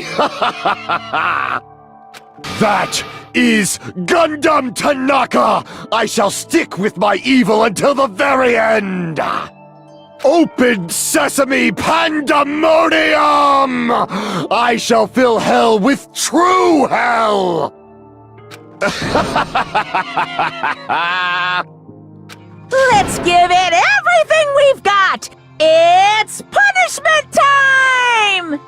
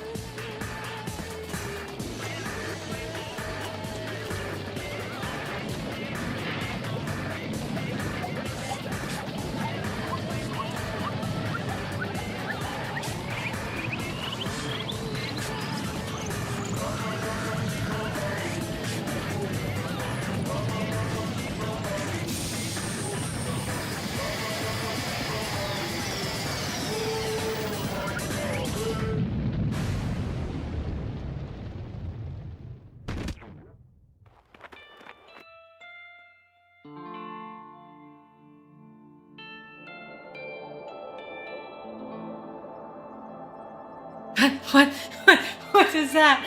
What is that? Okay.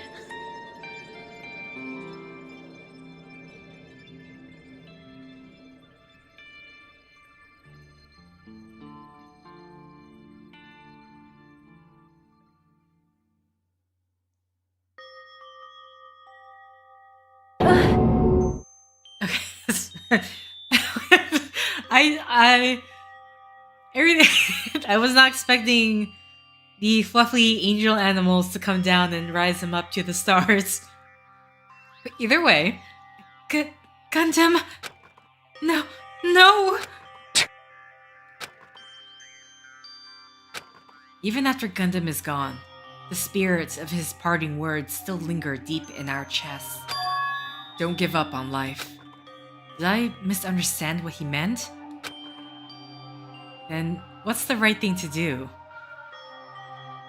It wasn't the worst punishment? No, it wasn't. I was like, is he going to be like eaten alive by an animal? But no, they meant a more, I guess, kinder route. I don't know. No matter how much I think about it, I don't know if I'll ever be able to answer that. Damn it. Damn it! I'm so pissed off. I need to throw something. Damn it! You all spent so much time worrying about each other, and thanks to that, things ended up like this. You're all full of shit. Every last one of you. The biggest pieces of shit is me. The worst. Damn it. Why am I so weak? Oh. It's such a downer, clearly. But still, even though we feel this way, we still gotta do our very best. You are right. This time around, we must move forward. We must continue to live and believe in our friends. If not, You are right. Gundam will most likely crawl his way out of hell, and I presume he will be very cross with us. You're right. You're right. we shouldn't just stand here. I mean, it's not like this is over. We still have to do it. We still have to finish this. For the sake of our friends who have died, we need to finish this once and for all. So, don't just stand there. Stand up and walk. Move forward. Live. If you don't, everyone who fought and died will have died in vain. We can't allow that. Hey! So, how long you guys gonna stand around chattering? The class trial is over, so it's okay for you to hurry back over to Jabberwock Island. However, this killing school trip will proceed as usual, so make sure you know that. Wait! Hold on. How much longer are you gonna keep doing this? Seriously, how long is he going to keep doing this? How long is this going to continue? Now then. Alright, after feeling down for so long, I finally feel refreshed. Let's hurry back and eat some food. Hey! Hold on a sec. That mood shift is too damn fast. It's not like that. Well, you know, it's like Gundam and Nekomaru said. That's what it means to live, right? Huh. She's certainly something else. Seriously, I'm starving. Hey. Then let's go back for now and eat. And then, after we're full, let's sleep as much as we want. Right? And then let's do our best again. Yeah, you're right. With this, the class trial has come to an end. Once again, we return to Jabberwock Island. The size of our group was definitely diminished. But despite that, even if it was just the rest of us, we did our best to stay upbeat and have fun together. Of course, our optimism was only superficial, but at that moment, we were able to forget about the dark despair looming before us. However, the only thing I was worried about was him. He wasn't there. He suddenly disappeared from our sight, Nagito. Nagito, what you doing? Yep, I'm definitely lucky. Never expected to obtain so many valuable things from a simple game of Russian roulette. Simple game? Thanks to that, I was able to learn the identity of our true enemy. Before everyone else too. But it's just too funny. I mean, no one could tell that I was lying. There's no way the file had just Hajime's information. Well, I guess they were too busy with other matters, or maybe they reached their limit. Regardless, I was saved. Things would get complicated if they found out. Anyway, I can't forgive this. damn it. This should never be forgiven. There's no way I can let this run loose. I'll be the one who stops this once and for all. Even if it costs me my life. It's obvious. For the sake of hope, I can't ignore this. Monokuma appears! Alright, Monokuma has arrived. Who summoned me? Now then. Thanks for coming. What's this? Why, it's the lonely little Nagito. Are you all alone tonight too? What's the matter? So what's up? Your face looks scary. I see. So you can tell.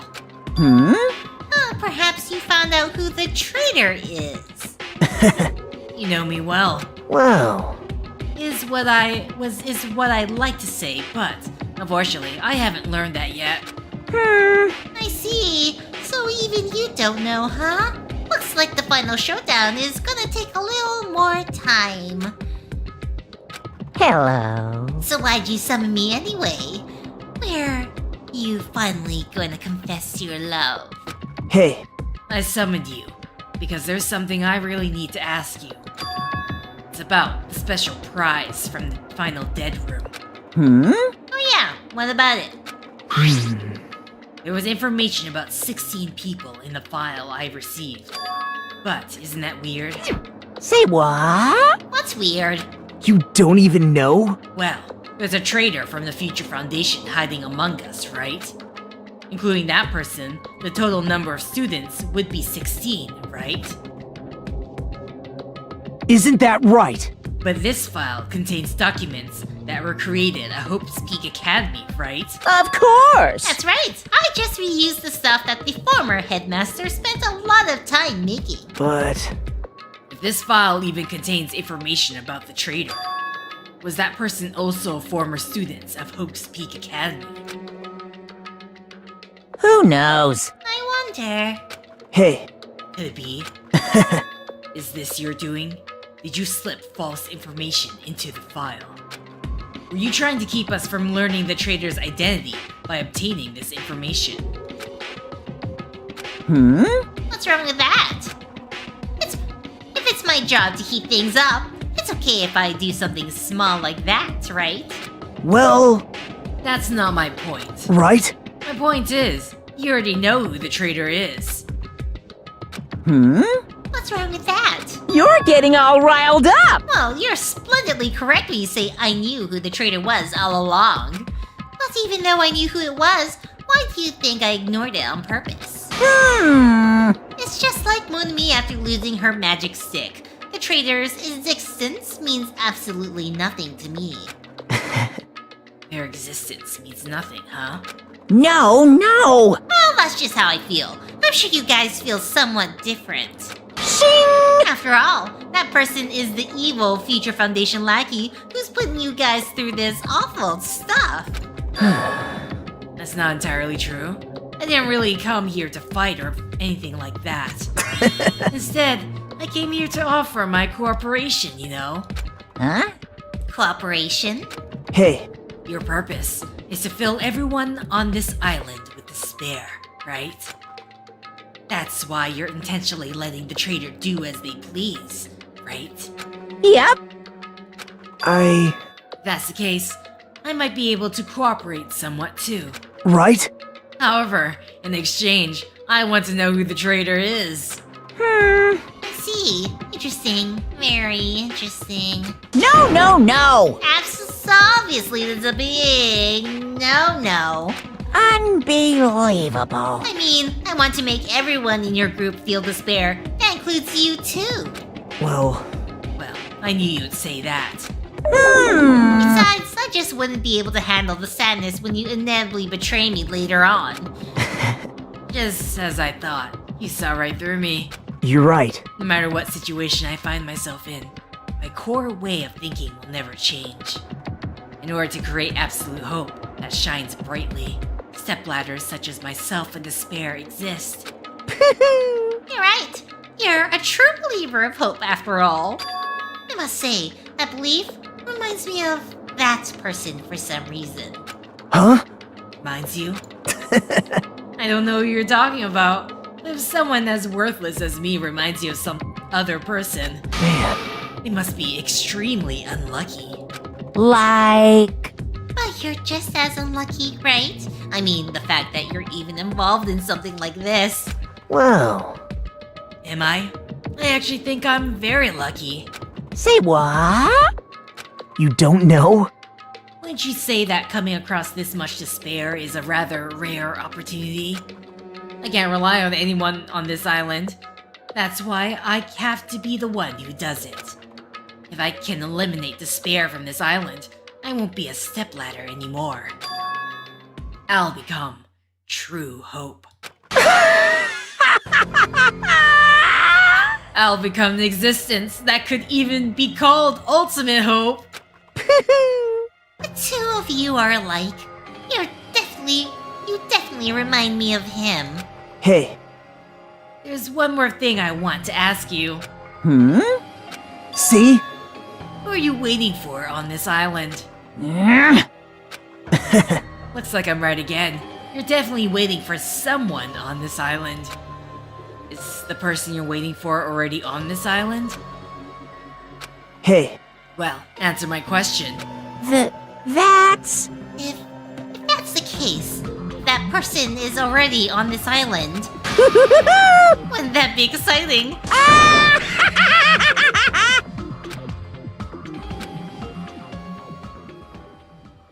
Chapter 4 comes to an end.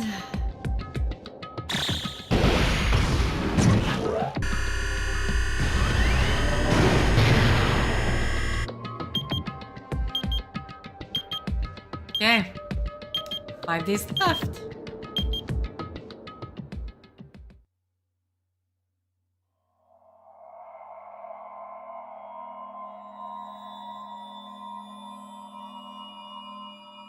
So now we just have 7, huh?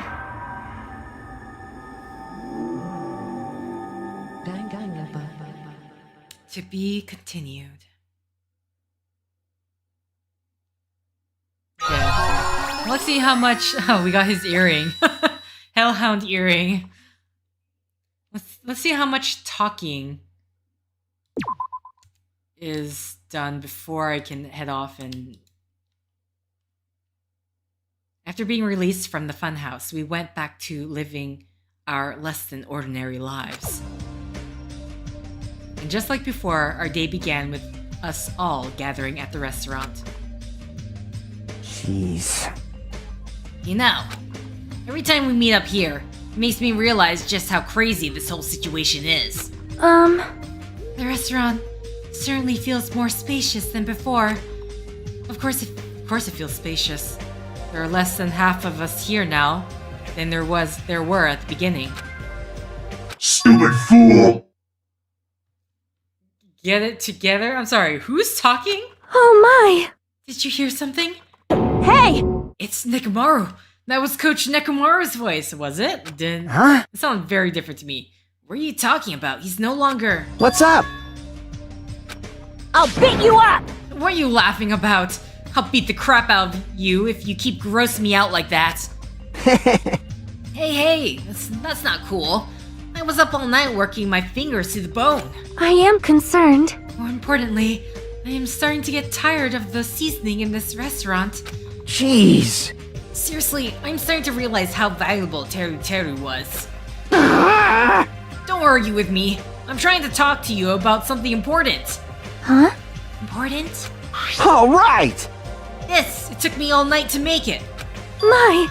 Is that a Nekomaru doll? I'm no doll! I'm Mini-Maru! Huh? Mini-Maru? It took some time. It took some parts from him to make it. What do you think? Awesome quality, right? Of course, it doesn't have free will or anything, so it's more like, you know, a toy. But isn't it freaking adorable? Are you serious? Thanks. So cute. Thanks. I'll keep it. Well... Never say anything about giving away. I'll beat you up! Don't be so stuck up. Your stuff is my stuff, right? Whoa! Whoa, hey now. That's a bully's logic. Man. Well, it doesn't matter. I made this to cheer you guys up anyway. And as long as we have it, we won't forget, you know? About Nekomaru's sacrifice for us. We're standing here today because of him. So if we're gonna prevent something like that from ever happening again... Engines revving! I guess we gotta fight too, right? We can't just keep running away. Huh. I gotta admit, I never thought I'd hear you say something that awesome. Of course! In the end, Gundam told us to never give up on life. So I will never give up. I shall fight until the very end. Please. Gundam, please watch over me. Miss Sonia? Miss Sonia, what did you think of my little pep talk? Oh my! Oh, did you say something? Are you kidding me? I was up all night memorizing that speech. Jeez. And there's the punchline. I really like this. Thanks, Kazuichi. I am Mini-Maru! Man. I'm only half as happy to be thanked by you. That's right! Oh, by the way, you can also use that to massage your sore muscles and pressure points. You serious? It's amazing. Of course. I made it after all. Seriously, thanks. I'll take good care of it. Akane looks really happy. Hey. Anyway, what happened to Nagito? I haven't seen him like I usually do. You don't have to worry about that guy. He goes solo all the frickin' time. Well. But Still, I'm a little worried about how he was acting during the last class trial. Well, he's always been a dangerous bastard, but he crossed the line, you know? Hey, hey! And that's even more reason we should avoid him. But still, Even if we do avoid him, what are you going to do if he approaches us? Vito's sudden change was really weird. I wonder if did he figure something out that we're not aware of? Now then. Anyway, Hajime, isn't it about time you told us what that was all about? Huh? That? You know, what Nagito said during the trial. You still don't realize it. Jeez. Get it together. You're supposed to be the symbols of hope, aren't you? Huh, I forget. Except for Hajime, of course. Except for Hajime, of Hey, course. bastard! What did he mean by except for Hajime? Huh? Are you really the traitor after all? No, it's not like that. I didn't really want to say it, but I guess I have no choice. To tell you guys the truth, unlike the rest of you guys, well, apparently I was never part of Hope's Peak Primary Department.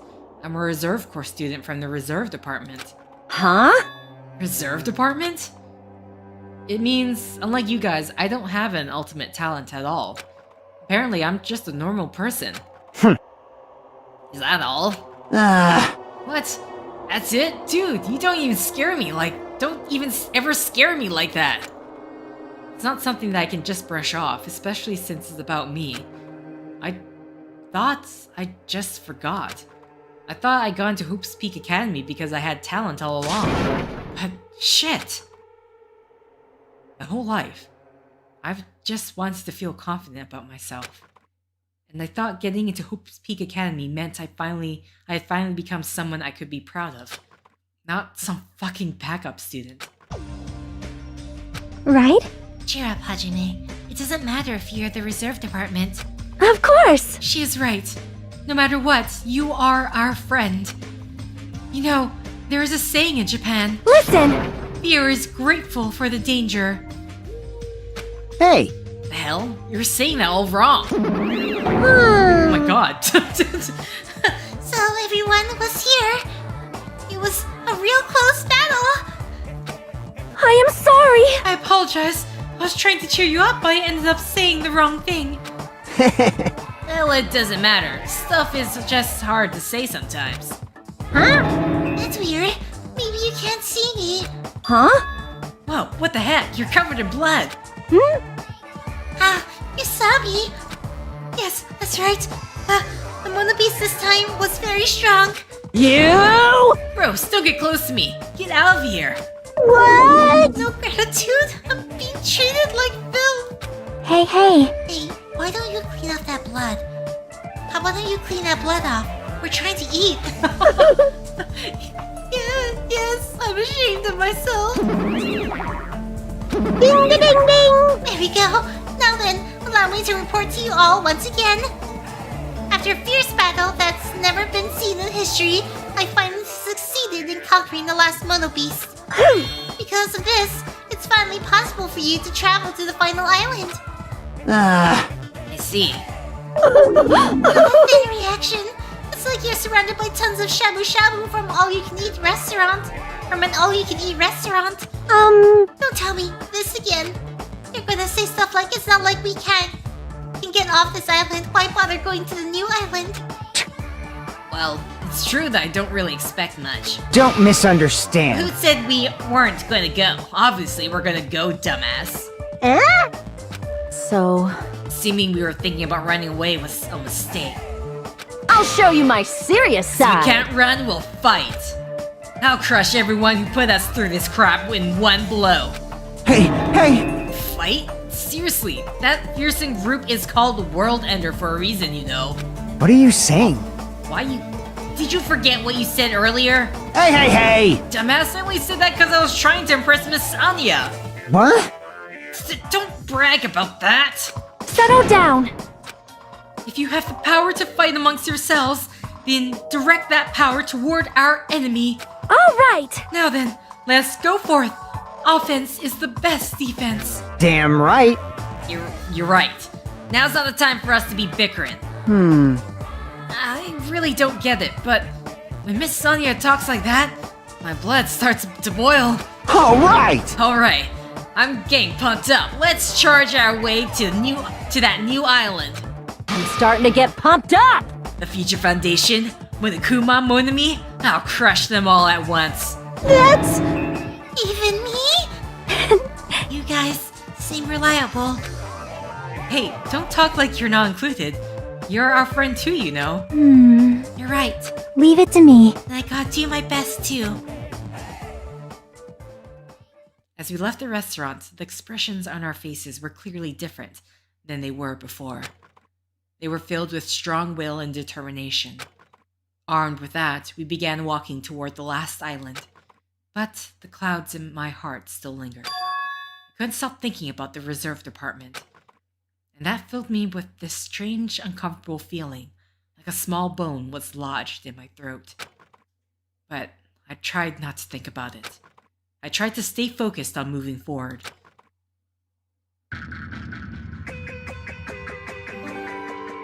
Smile at Hope in the Name of Despair, Chapter 5. Alright, can I finally end this set? Oh my god. With the Mono Beast gone, we crossed the 5th bridge and arrived at the final island. They're gonna take us straight to there. So this is the last island. Enormous buildings towered everywhere, as if the entire island were one gigantic city. It felt very sci-fi, as though the island was a snapshot of an urban metropolis from the near future. I guess it has an ambiance befitting of a final island. Okay. And we can end it here. I'm assuming I can go back? No, I can't. Okay, never mind. So, next set on Thursday, if I remember. Or if I don't, I'm not too busy. We're going to be exploring this final island, and we're getting very close to the end of the game. Oh my goodness, this was so long.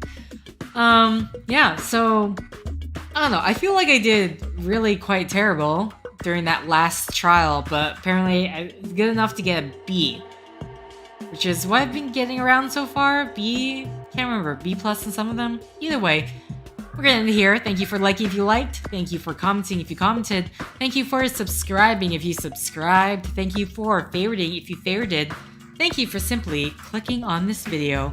Until next time, guys. See ya!